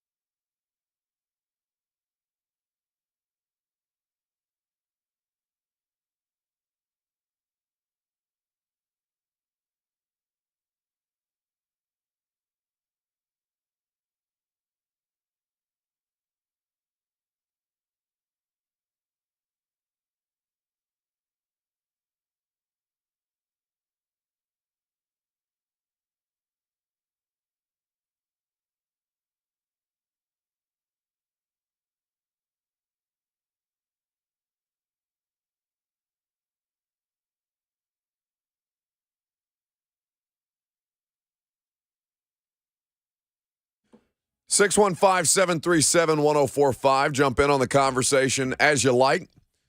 Going to get into a couple of notes from the Super Bowl and a retirement that I don't know how to explain it, Lucas. Struck me in an odd way yesterday. First, we'll go to Jason, calling us from Knoxville on this Tuesday. Hey, Jason. What's up, Buck? How's it going? Good, buddy. Just had a quick question about NPF. Let's say the Titans took a left tackle in the first round and there's a right tackle they like sitting in the second round. Do you think NPF is versatile enough that he could move inside to guard, or is that something that they would want him to do? No, not NPF specifically. He doesn't have the skill set to be able to do that. He is a tackle one way or the other. Thank you for the call. And it's not, some guys can do that, like Tyler Steen, right? We talked about the Alabama, formerly of Vanderbilt, transferred from Vanderbilt to Alabama, was their left tackle this year, and now he's going into the draft. And Tyler Steen physically is not the same kind of player that NPF is. I'm talking about length, height, base, like all these different things that allows a guy like Tyler Steen to be able to move inside to guard with better success than a guy like NPF, who has been a career tackle. Like, we have never once discussed the idea of Taylor Lewan playing guard, right? And Lewan's still in that same mold. We've talked about moving Taylor to the right side when they thought about drafting whomever it was, whether it was Laramie Tunsil was a part of the discussion with the number 1 overall pick before they traded out. They ended up with Jack Conklin, keeping Taylor on the left and playing Jack at the right. Was Conklin a left tackle at Michigan State? I know he's a walk-on. Like, he had a crazy story, like walking on, eventually got the job, and then turned into an All-American type player. Either way, I can't remember completely. But NPF is specifically the kind of tackle that can switch sides but cannot go inside. It's not something that would put him in the best position to succeed. Now, could they draft a right tackle to play day one, because there's a few of those guys this year, and think about moving NPF to the left side and making that happen? Theoretically, it could go. I think you would still see him struggle with things like he gets beat with inside moves a lot. And that on the left side, I don't know if it's less of a hazard to have that on the right side as he works through that, as opposed to as it is to having him on the left. But and a new offensive line coach, I don't know how he's going to view this circumstance, even as largely the coaching staff on the offensive side of the football is the same. All right, can I ask you? I don't know why AJ Green's retirement struck me yesterday. But A.J. Green, I remember growing up, him being not just at Georgia, but in the NFL, one of the most electric football players that I've ever watched. And the last couple of years in Arizona, he's not that. He's a shell of himself. He was sneaky productive in 2021. They found ways to get him the football before they traded for Hollywood Brown. He played in all 16 games, 848 yards, 3 touchdowns. I'd take that. Oh, yeah. I'd take that here. So I was reading his. It was a subtle. He didn't make a big deal out of it. Just a small Instagram post where he's talking about the idea of, I'll just read you the statement, I guess, at this point, coming from AJ Green, who retires after many years in the NFL at this stage. To see him leave, I've never been a man of many words, so I'll keep this short. I don't know what AJ Green sounds like. I have no idea what he sounds like. I don't either. Right? It's like I heard Joey Bosa's voice for the first time when you played that ridiculous clip of him sounding like a swamp monster. It was jarring to me. I had no idea that Joey Bosa sounded that way. But I have no idea what AJ Green sounds like. Never said a word that was aggregated or anything controversial ever in his career. Just went out there and balled. So he says, thank you to all who have supported, encouraged, and inspired me throughout my career. Special thank you to the University of Georgia, Cincinnati Bengals, and Arizona Cardinals for the opportunity to pursue my dreams. I've stayed true to the game, and it owes me nothing. Be blessed. Love you all. The next chapter begins. He's only 34. He played 11 seasons. And he was I think it was the 4th overall pick in that 2011 draft. He was, the 4th overall pick. And, he never had a 1,000-yard season at Georgia. which is crazy to He think was about. productive. I mean, Yeah. he came close. His freshman year had 963, 808, 848, 23 career touchdowns in only 3 years of college. That's very productive. Because he had 5 consecutive 1,000-yard seasons his first 5 years in Cincinnati. Yeah, 6 total in his career. Typically a perennially available player with the exception of that 2019 season coming off I believe it was an ACL he tore. Mm-hmm. So I don't know why that struck me in a particular kind of way. I just remember A.J. Green being an absolute stud for many, many years in the NFL with some fun Cincinnati teams when Cincinnati would make the playoffs consistently and then never win a playoff game under Marvin Jones. Silent assassin. Not Marvin Jones, Marvin Lewis. Marvin Lewis, yeah. Yeah, Marvin Jones was a receiver on that team. He plays for the Jags. But yeah, AJ will be 35 in July, so seemingly hanging it up at the right time. Trevor in Goodlettsville is next. Hey, Trevor. Hey, so on overthecap.com, I play their little game all the time, and every time I try to cut Caleb Farley, it actually makes our cap situation worse. I don't know why if his contract is structured in such a way, but he's almost uncuttable if you go by that. You know what? It's because he's on a rookie deal. Yeah. They guarantee him. I had that has been a part of the rookie system for a while now, and I had forgotten that because we had mentioned Caleb Farley this morning on our pre-show phone call. It would cost them about $4 million to cut him. So that is one that I mistakenly I had forgotten that rule that rookie contracts, especially first-round picks, they're guaranteed that way. Yeah, it would cost them $4 million, and there'd be some dead money in there too. Yeah, so you don't want to mess with that. He's just got to ride it out and figure it out at this point. All right, what we're going to get into coming up next, speaking of the Titans defense, Jeffrey Simmons, Jimmy Wyatt at the Pro Bowl talked to Big Jeff about his contract situation, among many other things. And also a note from Peyton Manning on Rand Carthon and Mike Vrabel, what he thinks their relationship is going to be, given that he knows Carthon well as a former Colts teammate. I'm Buck Rising. It's 104.5 The Zone.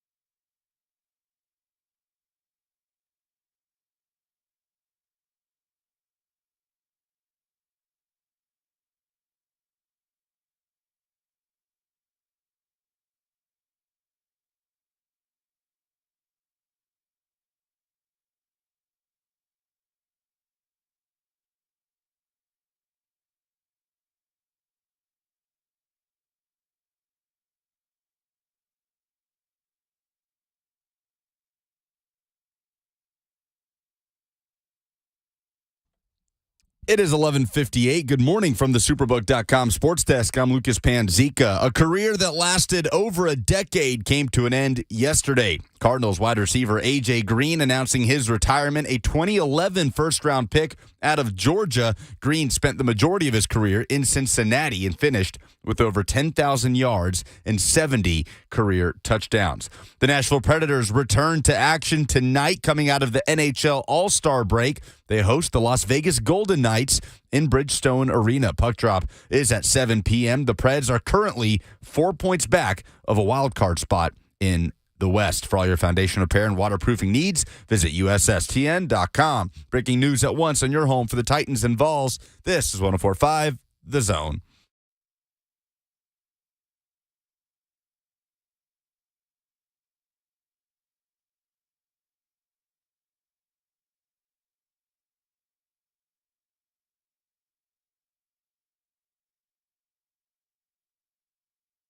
We are flying today. Final hour already here. We'd be happy to have you at any point down the stretch.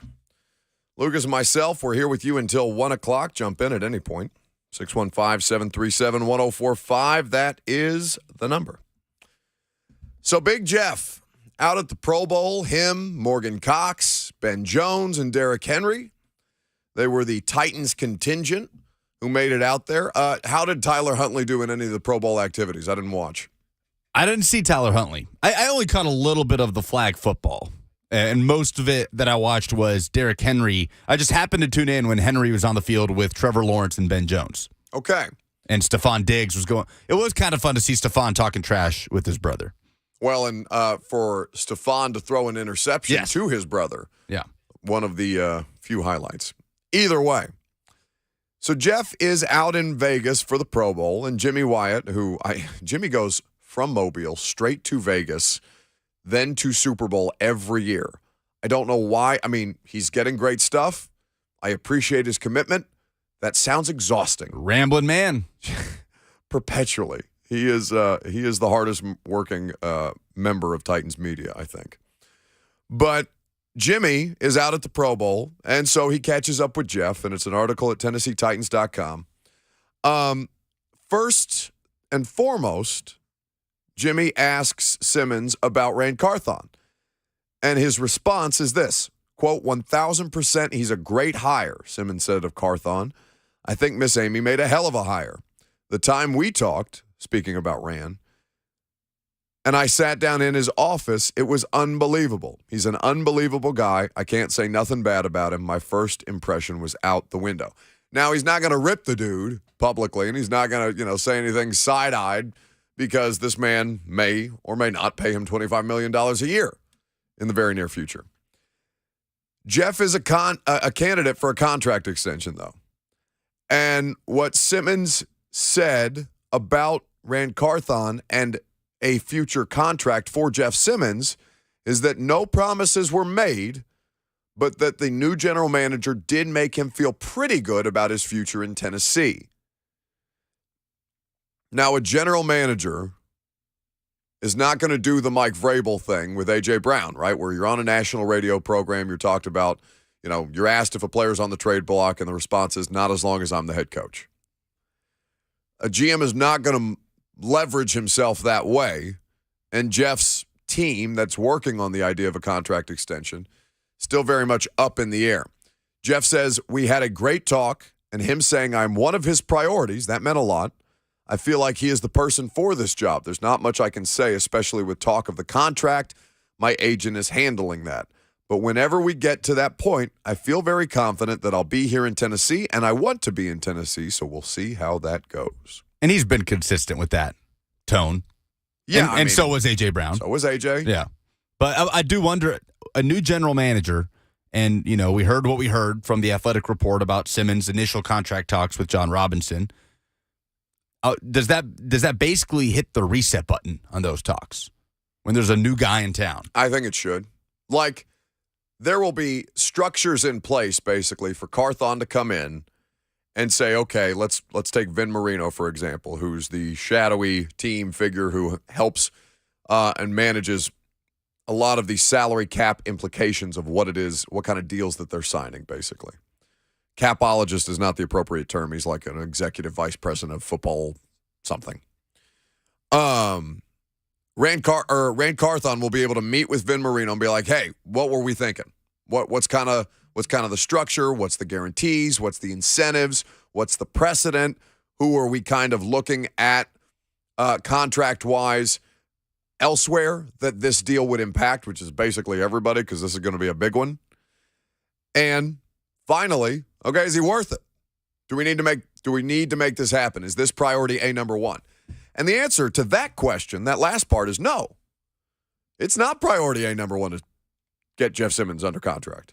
I don't think so. Priority A number one, I think Jeff is third. I think quarterback, you have to have a plan. What the hell you're going to do there, whether it's Tannehill or something else, that's most important. 2 is the offensive line. What is your plan? What is your strategy? What are your contingency plans if something happens and a tackle goes before 11 that you weren't expecting to, or a free agency situation happens or whatever? And then 3rd is Jeff, to me, on that list. Now, I understand why that might sound blasphemous given what you just went through with A.J. Brown, and he is the same caliber of talent. He is the same kind of generational talent at a position that is premium, interior defensive lineman that can consistently rush the passer. Jeff is that. But it's not the highest priority to me. And one of. Yeah, top 3. Which is exactly what the quote was. Sure. Yeah. It's one of the highest. I think Rand Carthon, at least it seems with Jeff, has done well to manage expectations. Jeff is not handled by Mega Monster CAA. So you can see how this, there was a playbook for A.J. Brown, for Deebo Samuel. Kyler Murray is not a CAA client, but there are things in place of ways that they can manipulate from a representation side of things to help pressure organizations into making decisions. And the defensive tackle market has not been nearly as volatile as the wide receiver market was a year ago. No. And honestly, I would expect to see wide receiver continue to go up and corner as a result go up too. Because not only are the guys who are making the plays going to need to get paid, it's going to be the guys that you need to defend them. Like, remember the frenzy that the Christian Kirk deal sent everything into regarding wide receiver contracts in the NFL? Jacksonville got out there first with a hey, we're gonna overpay for not a top of the market free agent. 17 a year, right in that neighborhood. Ballpark. And Kirk had a great season, by the way. They knew how to use him. But we don't have that with the defensive tackle position this year. I think it's entirely possible that it can start with Jeff. Aaron Donald making $30 million a year. You're not reaching. You don't have the. Jeff Simmons flatly does not have the resume that Aaron Donald does. One of, if not the greatest at his position to ever do it. Ever. And Jeff is not. Jeff may become that by the end of his career. Jeff is not that right now through, the things that you will be evaluating as to how much he deserves based on the highest paid in the market. But I do think that to consider him a top priority, accurate, the top priority, no. And, I feel like that can get lost in the shuffle. Speaking of the Pro Bowl, Jimmy also talked to Peyton Manning. And Peyton Manning was asked about his former Indianapolis Colts teammate, Rand Carthon, and the relationship that he thinks that Rand Carthon won, the job that Rand Carthon will do, and the relationship that he thinks he'll have with Mike Vrabel. This was Peyton Manning from the Pro Bowl, courtesy of Jimmy Wyatt. Yeah, I'm very happy for Rand. I saw him actually in San Francisco. I went to the 49ers-Seahawks playoff game, and he was going through the interview process, and wished him luck during those interviews. I remember Rand as a player, smart player, tough player, accountable. You could tell he grew up in a football family. It didn't take him long to figure out our system, and we put him in there a lot, during critical situations because he knew what to do. And as a quarterback, you always want running backs in there that know what to do. And I spent some time with Rand when he was with the Rams. The year after I finished playing, went out there and spent some time with. Or maybe a couple years after I finished playing with Sean McVay and their staff, and watched some film with Rand and Les Snead. So great hire by the Titans, and I think he'll do a heck of a job. They both want to win. That's all Mike cares about is winning. And Rand speaks the same language, and so I think the two of them can work well together. It's obviously important, I think, for head coaches and GMs to be in sync. You don't have to agree on everything, but you better be communicating and talking things out. And so I think they'll do that, and I think it could be a really good combination. Does Peyton Manning's endorsement make you nervous? Why? Why? The last time Peyton Manning gave a strong endorsement about somebody getting a job in the NFL? Who? Adam Gase. Oh. It was a thing twice. Yeah. No, I'm not. I'm teasing mostly because I know that would bother people. But there is something about Peyton Manning making endorsements for people who have not panned out in significant ways. I'm not trying to draw a correlation between that and Rand Carthon. I just think that's always anytime Peyton Manning says something nice about somebody getting an NFL job, I think of Adam Gase. Yeah, well, he's not going to go up there and trash anybody, but he spoke. I mean, he spoke to Jim about a lot of stuff. They talked about Josh Dobbs and he talked about that him and Mike Keith are texting buddies. Yeah, his friendship with Mike. By the way, have you seen what Jim has been covering today? No. Please pull up Jim's Twitter account. See, this is why Jimmy is the best. Is at it Jay Wyatt Sports? Okay. In a segment we like to call Google This, let us see what Jimmy is tweeting about today. Some real theater of the mind stuff here. Oh my God. What is happening? There are multiple tweets. All right. So here is the at Jay Wyatt Sports, as Lucas mentioned. Seen a lot of crazy things at past Super Bowls. This guy scaling a skyscraper in downtown Phoenix this morning tops them all. I'm watching the video right now. There is a man. It looks like an ant on the side of a building. He's just climbing a skyscraper. Climbing a skyscraper from top to bottom. I can't tell if he's free soloing it or not. I cannot either. He made it to the top. Jimmy provided an update. Exceptional journalist. Jimmy just walking around downtown Phoenix and stumbles upon this. I mean, he appears to be free, is it free solo? Is that what it's called? Yeah, that's what I said. I don't know if he's free soloing, like not having any harnesses or any safety net or anything. It looks like he might have been. I'm struggling to see any kind of equipment around him right now. Oh my God, that makes me nervous. Are you a heights person? Not particularly. They don't bother me, but seeing other people do stuff like that, yeah, that stuff makes me sick. Yeah, I enjoy hiking and good views and that type of stuff, but no, miss me with that climbing skyscraper. Speaking of Jimmy's timeline, one more clip I'd like you to bring up, Lucas, if you could. Former Titans punter, I still say Titans punter, Brett Kern, at Super Bowl media night, he was wandering around. Apparently, Jimmy got a hold of Brett and was asking a couple questions about how it's been for him in the second half of the season and what it means to be in his first Super Bowl. It's been great. Taking it all in. Obviously, you know how long it's taken for me to get here, and so really just trying to soak it all in, enjoy every moment, and obviously get ready for a game on Sunday. It's been hard being away from them, but they've been very supportive. They've been able to come up to most of the games, and even last week, winning the NFC Championship game, all of them being able to come on the field, and all the kids playing with confetti and all that stuff was a really cool experience. So it's been really cool for them to kind of come up, see a different city in Philly, and we're enjoying these moments that we have. So that's Brett Kern at the Super Bowl. Again, the audio and video can be found on Jimmy Wyatt's Twitter timeline. Let us get into a conversation. Brett Kern was a difficult roster cut for a lot of Titans fans to make.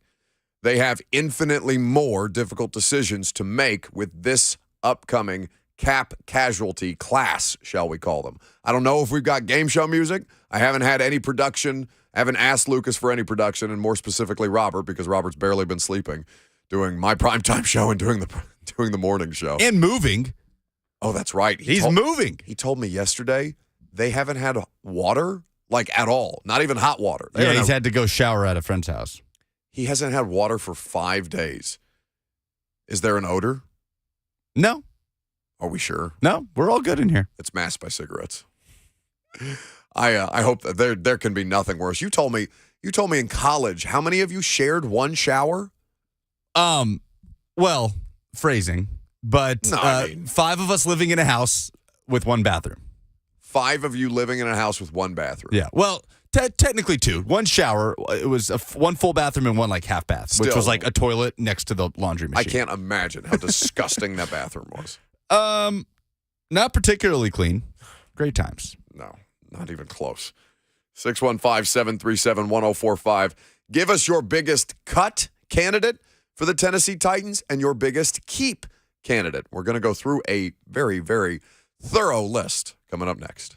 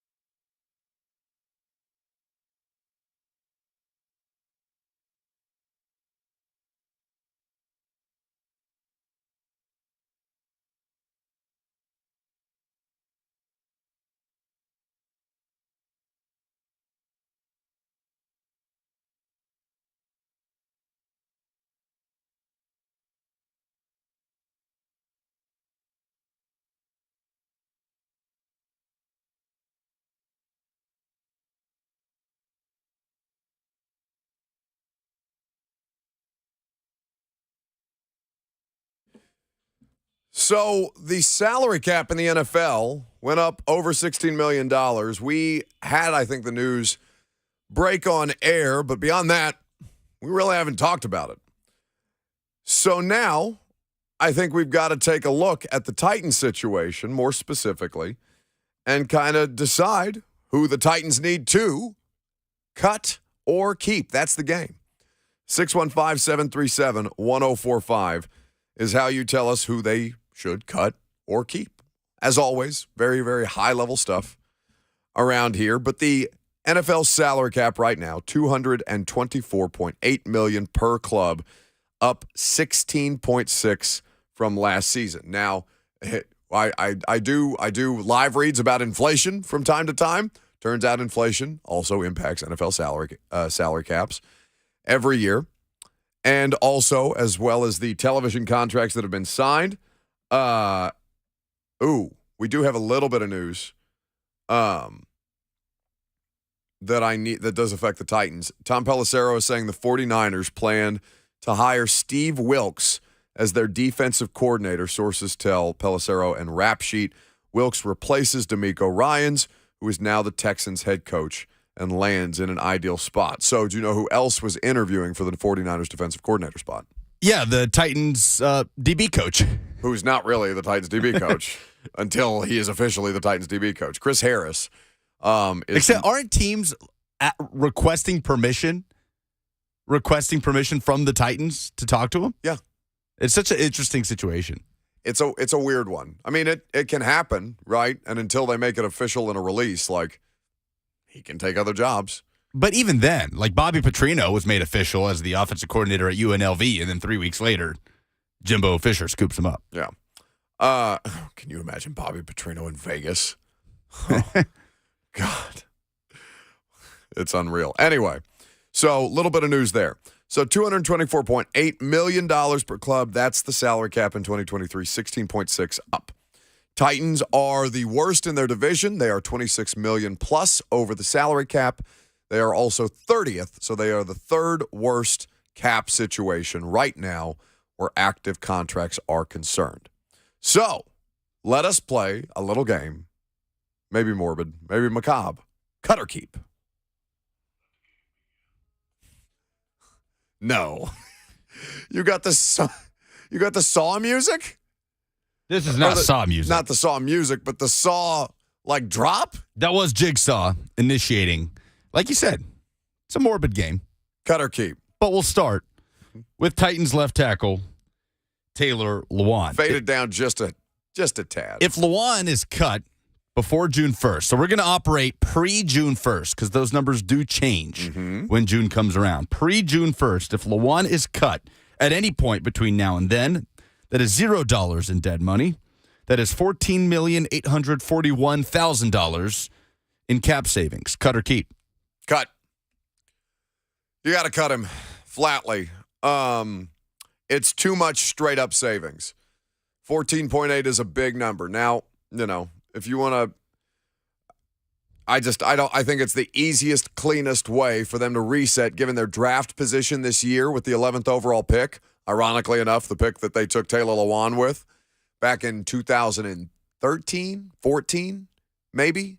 14 or 15? I was not 15. I think I was a 14. junior in college that draft, so I think 14.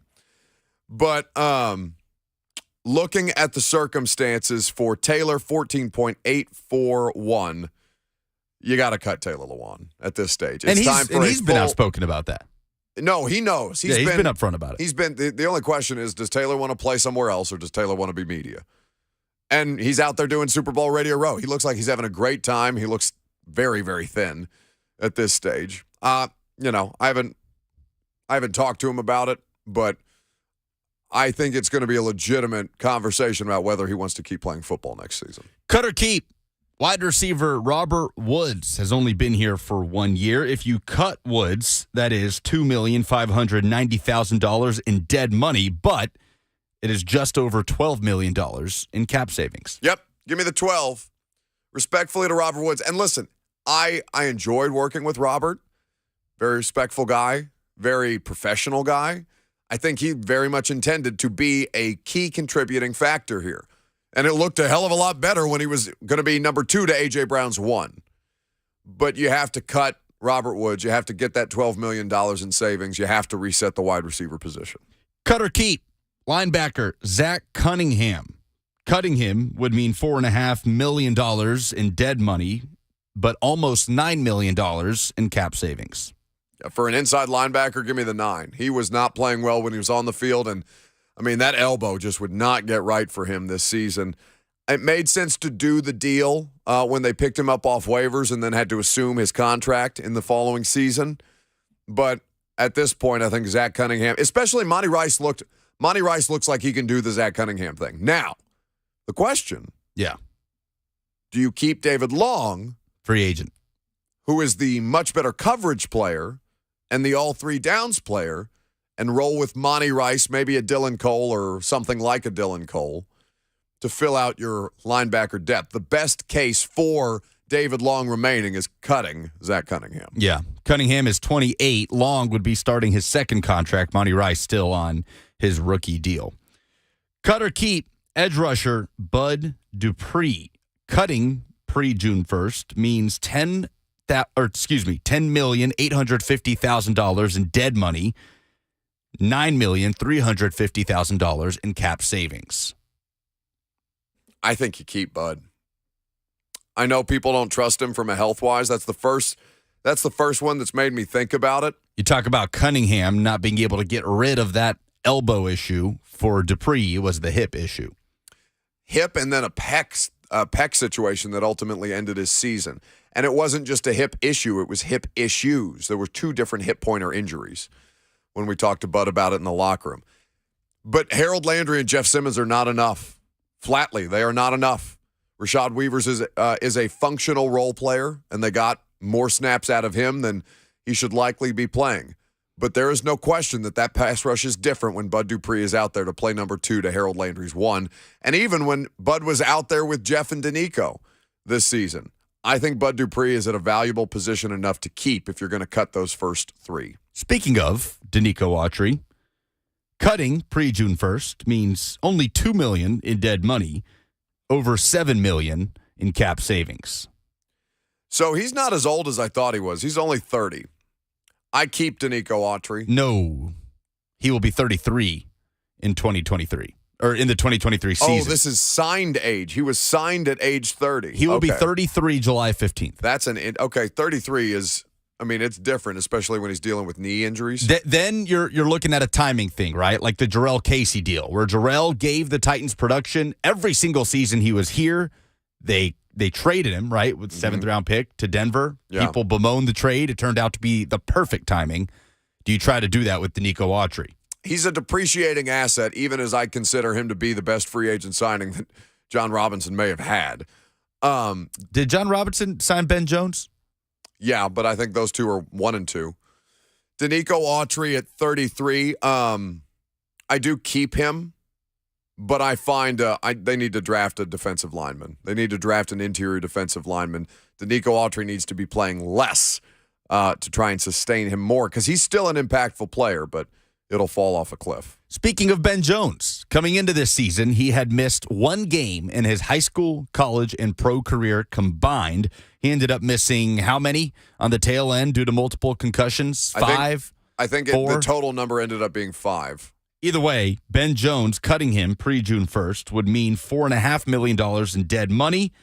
It would mean $3,706,000 in cap savings. So the dead money outweighing the cap savings. You keep Ben in that spot, but Ben, I think, is not a guarantee to play next year. I'd be curious to see how he's feeling after the Senior Bowl, or excuse me, after the Pro Bowl. The question is, what happens to their salary cap implications if Ben retires? And at what point does he retire? Like, is there a difference between, does he have to retire before a certain date to make sure that the finances are, worked out? I don't have all the answers to that circumstance right now. In fact, I'd kind of be curious to do this exercise again with Joe Corey of CBS, the former NFL agent, because I do have some questions that somebody who has done these contract negotiations and understands the contracts on a much deeper level, I think, would be able to assess. But to see what happens with Ben, I think Ben, for the time being, is worth keeping. JTB on YouTube says, if Ben wants to play, you got to keep him. We can't afford to buy an entire new line. No, I mean, you're not buying an entire new line. You're trying to figure out how much of it can you buy, how much of it can you keep, and how much of it can you draft. So, in theory, we're talking about 4 new offensive linemen to NPF's 5. And I think that what they do with Brewer, I think there might have been a plan to move him to center eventually if Ben Jones, does retire. Or... Ben will be 34 in July. God, man.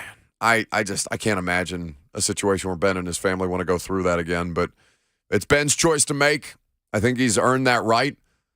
I just don't think it's worth it to cut him outright. Certainly not.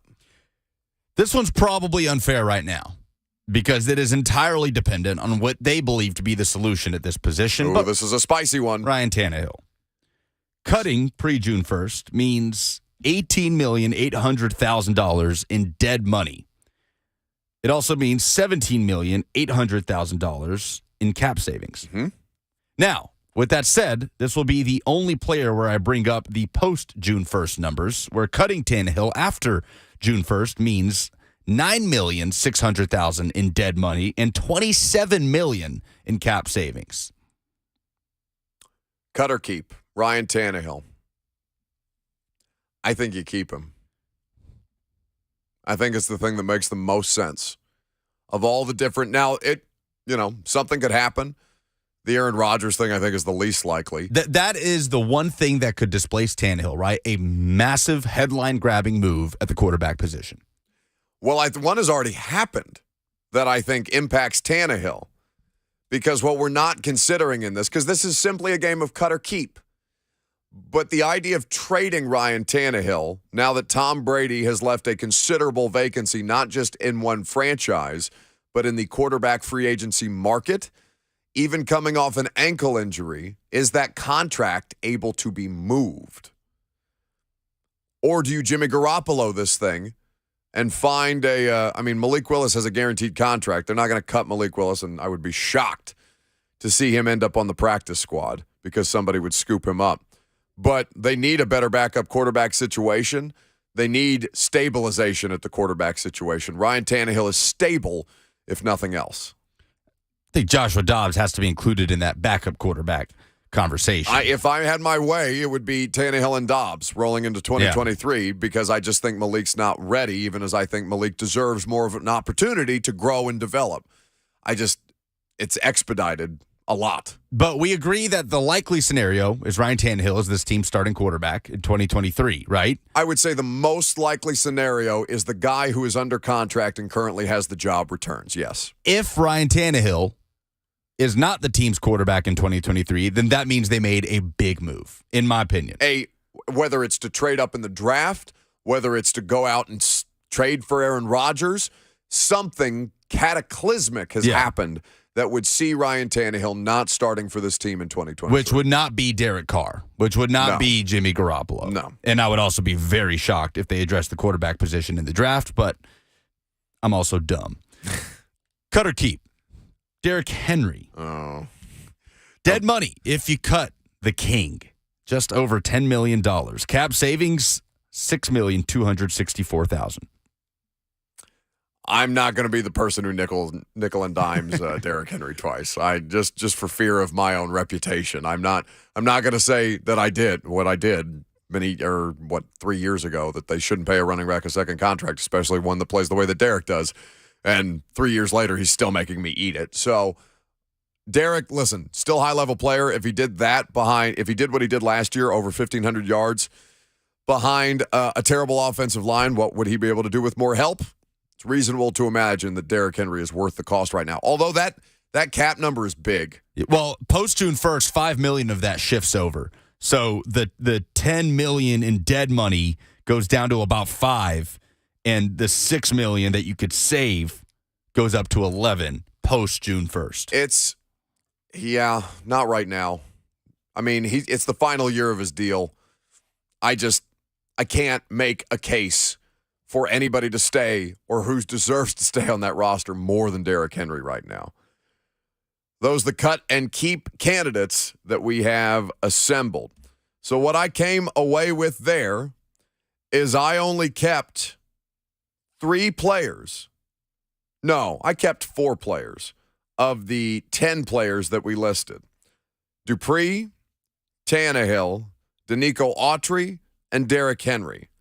Ben Jones is a TBD retirement thing, but, for the purposes of this exercise, I kept more than I cut. Really, the ones that I cut are Lawan Woods and Cunningham. Now, that's enough to get your salary cap right, but it doesn't leave you a lot of financial flexibility. So in all likelihood, more of those players who we just mentioned will not be playing for this team in 2023. 615-737-1045 is the number. Rob in Nashville is next. Hey, Rob. Hey, thanks for taking my call. I'm going to say this. I was listening to you a minute ago, and you were saying something about keeping Tannehill. I don't know how the numbers are and what they have to do to, sustain and keep the numbers right. But if they want fans to come out and look at these games, they're going to have to make a big change, and that's going to be like getting rid of Tannehill because the fans, they're looking at like the same old Titans, and they can't never get over the hump. And yeah, but is that his fault? Are you saying, Rob, exclusively that's Ryan Tannehill's fault? Because I'm not putting words in your mouth. I'm just telling you that's the way that it's coming across to me. Well, I'm just gonna say it's his fault for one reason. The reason why I say the main purpose, I guess, for every team is to make it to the Super Bowl, and he'll never get over that hump. I mean, they're gonna keep on doing mediocre every year, just saying, okay, you guys come out, support this team here, and the team, it's not going any further. They're going to have to make big changes if they want this team to move further, unless they just want to keep on giving the fans out here the same old they keep telling. Okay, I get your point, Rob. Thank you for the call. 60 seconds on the clock before the Oscars music starts. The problem with wanting to cut Tannehill, though, is I feel like coming out with they got to cut bait with Tannehill, that's always the only thing that is being brought to the table. Like, okay, then where's the solution? Yeah, Rob's bored. Like he's ignoring all the other implications of what that would mean for the franchise because, okay, you do the thing, you cut Tannehill, and then what? You want to watch Malik Willis for a season? Please, God, no. I respectfully, please, no. I don't think anybody would welcome that experience. Now, you would clear a substantial amount of money if you save that $27 million post June 1. So with that amount of savings on the table, you can't flat out rule it out. But if your argument for cutting Ryan Tannehill is you're bored with it, well, then you're just not thinking about this the right way. That matters for fans. I get it. You don't want apathy. You don't want lethargy. You don't want people to be disinterested. But if being bored with Ryan Tannehill is your biggest reason for cutting the most important position, the guy who has stabilized and kept you relevant because you were not relevant.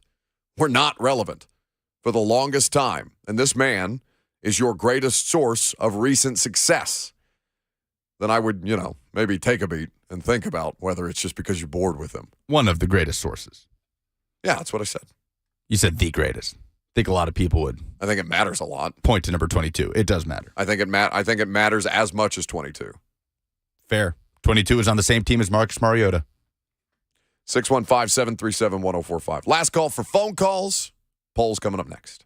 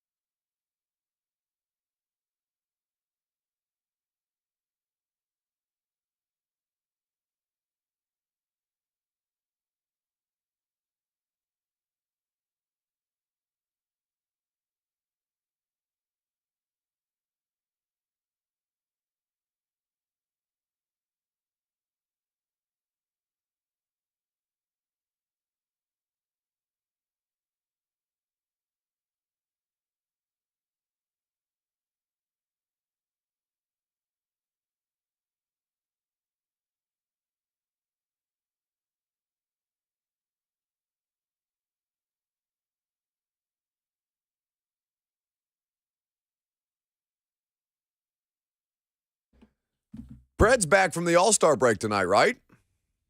In Bridgestone, hosting the Vegas Golden Knights. I saw a clip of Matt Duchene talking about it earlier. 34 games left, so no longer a marathon. It is now a sprint to the finish. They are 4 points back of the second wild card spot in the West. How about that? An unplanned Panzika Preds minute. Good on you for being prepared. I keep saying this. I need to get to a Preds game. After football season, like when we have actual downtime after football season is over, like once we get through Combine and have a little time between that and it's not a ton of time between that and free agency and the draft. Either way, I'd like to go to a Preds game sometime soon. Yeah, the Golden Knights are firmly in a playoff spot right now, but the Preds in a few days will also host the Coyotes, who are terrible. Maybe we do a show night out. I had fun on Friday. You two look like you basically were just there to babysit me for, make me feel better about the fact that we were going out as friends and not really friends. Well, why do you think every time that me or Bert is around you, we are just by default babysitting you? Like we're just there. Like I don't understand that. Well, it felt like a sympathy invite. A sympathy invite. It felt like a sympathy invite. It's true. I'm going to go hang out with the cool kids in East Nashville at, a dive bar. Oh, well, don't say it like that. Dive bar. I wouldn't call it a dive bar. Well, no, not on the scale of dive bars that are actually on around East Nashville, but, no free ads. Yeah, you know who could use a pick-me-up? Buck. Yeah, let's call it. Really? And then most people in the room are like, really? You going to invite that guy? It's like, yeah, he could use a win, He could use a win. Bam in Nashville is next. What's up, Buck? How you doing, man? Hey, buddy. Yo, okay, man. So check this out. This is my whole thing about the Cutting Tannehill situation. I have a problem with that because prior to the OC situation, Tannehill was a top 10 quarterback in the NFL. If I'm wrong, you can debate me on that. He was a top 4 quarterback in football for 2 seasons. Thank you. That's all I'm saying, bro. I'd rather see him in a different with a different OC. If we can get Eric in here and see what adjustments we can make with this offense, then but 2 seasons under Todd Downing, anybody would be like, okay, hey, But now that we got that out the way, I don't feel like we should cut Tannehill. I'm not saying he's Patrick Mahomes, but I am saying under a different OC, we saw him have just as many great stats as Mahomes, if not, So all I'm saying is we can't necessarily just be ready to cut him with the situation that he's had. Also, this guy has been the most healthy person that we've had, up until last year. So the only way I'd be at peace with cutting him is if we pick up Lamar or Rodgers. Otherwise than that, yeah, he's got to stay. Y'all have a great day. Thanks, Bam. I feel like Bam has traditionally been one of the more anti-Tannehill people to join this show and tweet at us and stuff. And we love Bam. I don't remember him being staunchly anti-Tannehill, but perhaps I'm wrong. Maybe I'm misremembering. But I agree with Bam. You're cutting Tannehill if you are starting over at quarterback and drafting someone and probably tanking, which is not going to happen. Not here. Or B, making a big move, which would be Rodgers or Lamar. Rodgers or Lamar are the 2 names that come to mind. And there's a lot of other things that you need to do to try to make that work. Cindy Reedy Hall on YouTube asks if I ordered bottle service for everybody on a night out. You ordered a bucket service. I did get buckets. Yeah, you came over with a bucket of ranch waters. And it was very nice to see some people that listen to the show. Thank you for coming up and hanging out for a little bit. Patrika in Nashville is next. Hi, gentlemen. How are you guys doing today? We're great. Thanks for the call. Yes, thank you guys. Bam pretty much hit on what I was going to say. I've been kind of torn about the Tannehill situation too, primarily because he plays really well during the regular season, but it's just the playoffs that I think has been a lot of the issue that the fans have been judging him on because of the interceptions. And I get it that when he came here in 2019, he was setting records. He was at the top of the QB list. That's why he got the big contract. But then John Robinson traded off all of his weapons pretty much, except for A.J. Brown, which we lost him, last year. So I was going to ask you guys, do you really think that if we keep him, if he could help lead this team, is he capable of leading this team to a Super Bowl? Oh, I said it after the Bengals game. I think he's totally capable. That was not received well by many of you. I think I came in here the Monday after the Bengals game and said, I think Ryan Tannehill can still go to the Super Bowl with the Titans. It's just all the other things that would have to also happen, right? Yeah, it has to be. I mean, to say that is not like, I didn't mean it as a super inflammatory thing, even though it was just coming off a 3-interception playoff game where he was the biggest problem on the field, no question. Yeah, a lot of teams. You could make the case for a lot of different quarterbacks who people believe to be average to slightly above average to go to the Super Bowl if the situation is right. Turns out it's really, really damn hard, and you have to be really lucky on top of everything else to go to the Super Bowl. And it just so happens that the two best teams this year on either side of the bracket were those teams. Polls. Stop the count. Stop the count. The polls have closed, and the votes have been tallied. It's the segment where bias takes over and nuance goes to die. Now, here's your favorite Buck Rising Show daily correspondent, Lucas Polzica. Presented by Two Rivers Ford, who sells below MSRP on all non-specialty new Fords. What's the most impactful salary cap saving cut the Titans could make? Eddie says Tannehill. John says Tannehill post June 1st. Mahogany says Woods and Lewan. Yeah, that $27 million post June 1st on Tannehill would be the most impactful, not just because he's the quarterback, but because of the savings that would be associated. More interesting storyline this week, the Kelsey Bowl or the Andy Reid Bowl? I'm surprised 55% majority say the Kelsey Bowl. Well, I think that's a product of the internet, and people are more interested in what Travis Kelce and Jason Kelce are going to say throughout the course of this. I also saw it nominated the Black Quarterback Bowl, which this is also for the first time in the history of the sport. Do college football coaches still have too much power? 66% say yes. Yep. Flatly. Kirk Ferentz, get the hell out of here. What is the most ridiculous question you would ask Philly or Kansas City players this week at media events? Haley says, which Real Housewife do they identify with the most? Chip says, do you think this week's game is a must-win? Which was asked to Nick Sirianni. I actually have an answer to that Real Housewives question. John says if they had bottle service in college or slummed it like the rest of us. They probably had bottle service. Do you watch Real Housewives? I have never watched Real Housewives. Are those the polls? Those are the polls. Excellent. 10 out of 10 recommend Real Housewives. 10 out of 10 recommend The Bachelor. I like trash TV, though, like that. Like, I'll watch that stuff like sports. I'll yell at my television while The Bachelor is on. It's deeply uncomfortable. I probably need a hobby. Anyway. Prime time tonight. Oh, an early edition of the Install with Greg Cosell. Greg's traveling to Super Bowl tomorrow, so we're going to do that today and just about a half hour from now. Check your podcast feeds for that. A Super Bowl preview and a lot more discussion about Andy Reid, Nick Sirianni, and the city of Philadelphia that I think is going to be very interesting. Blaine and Mickey got you for the next 2 hours, 3HL after that. See you guys tomorrow.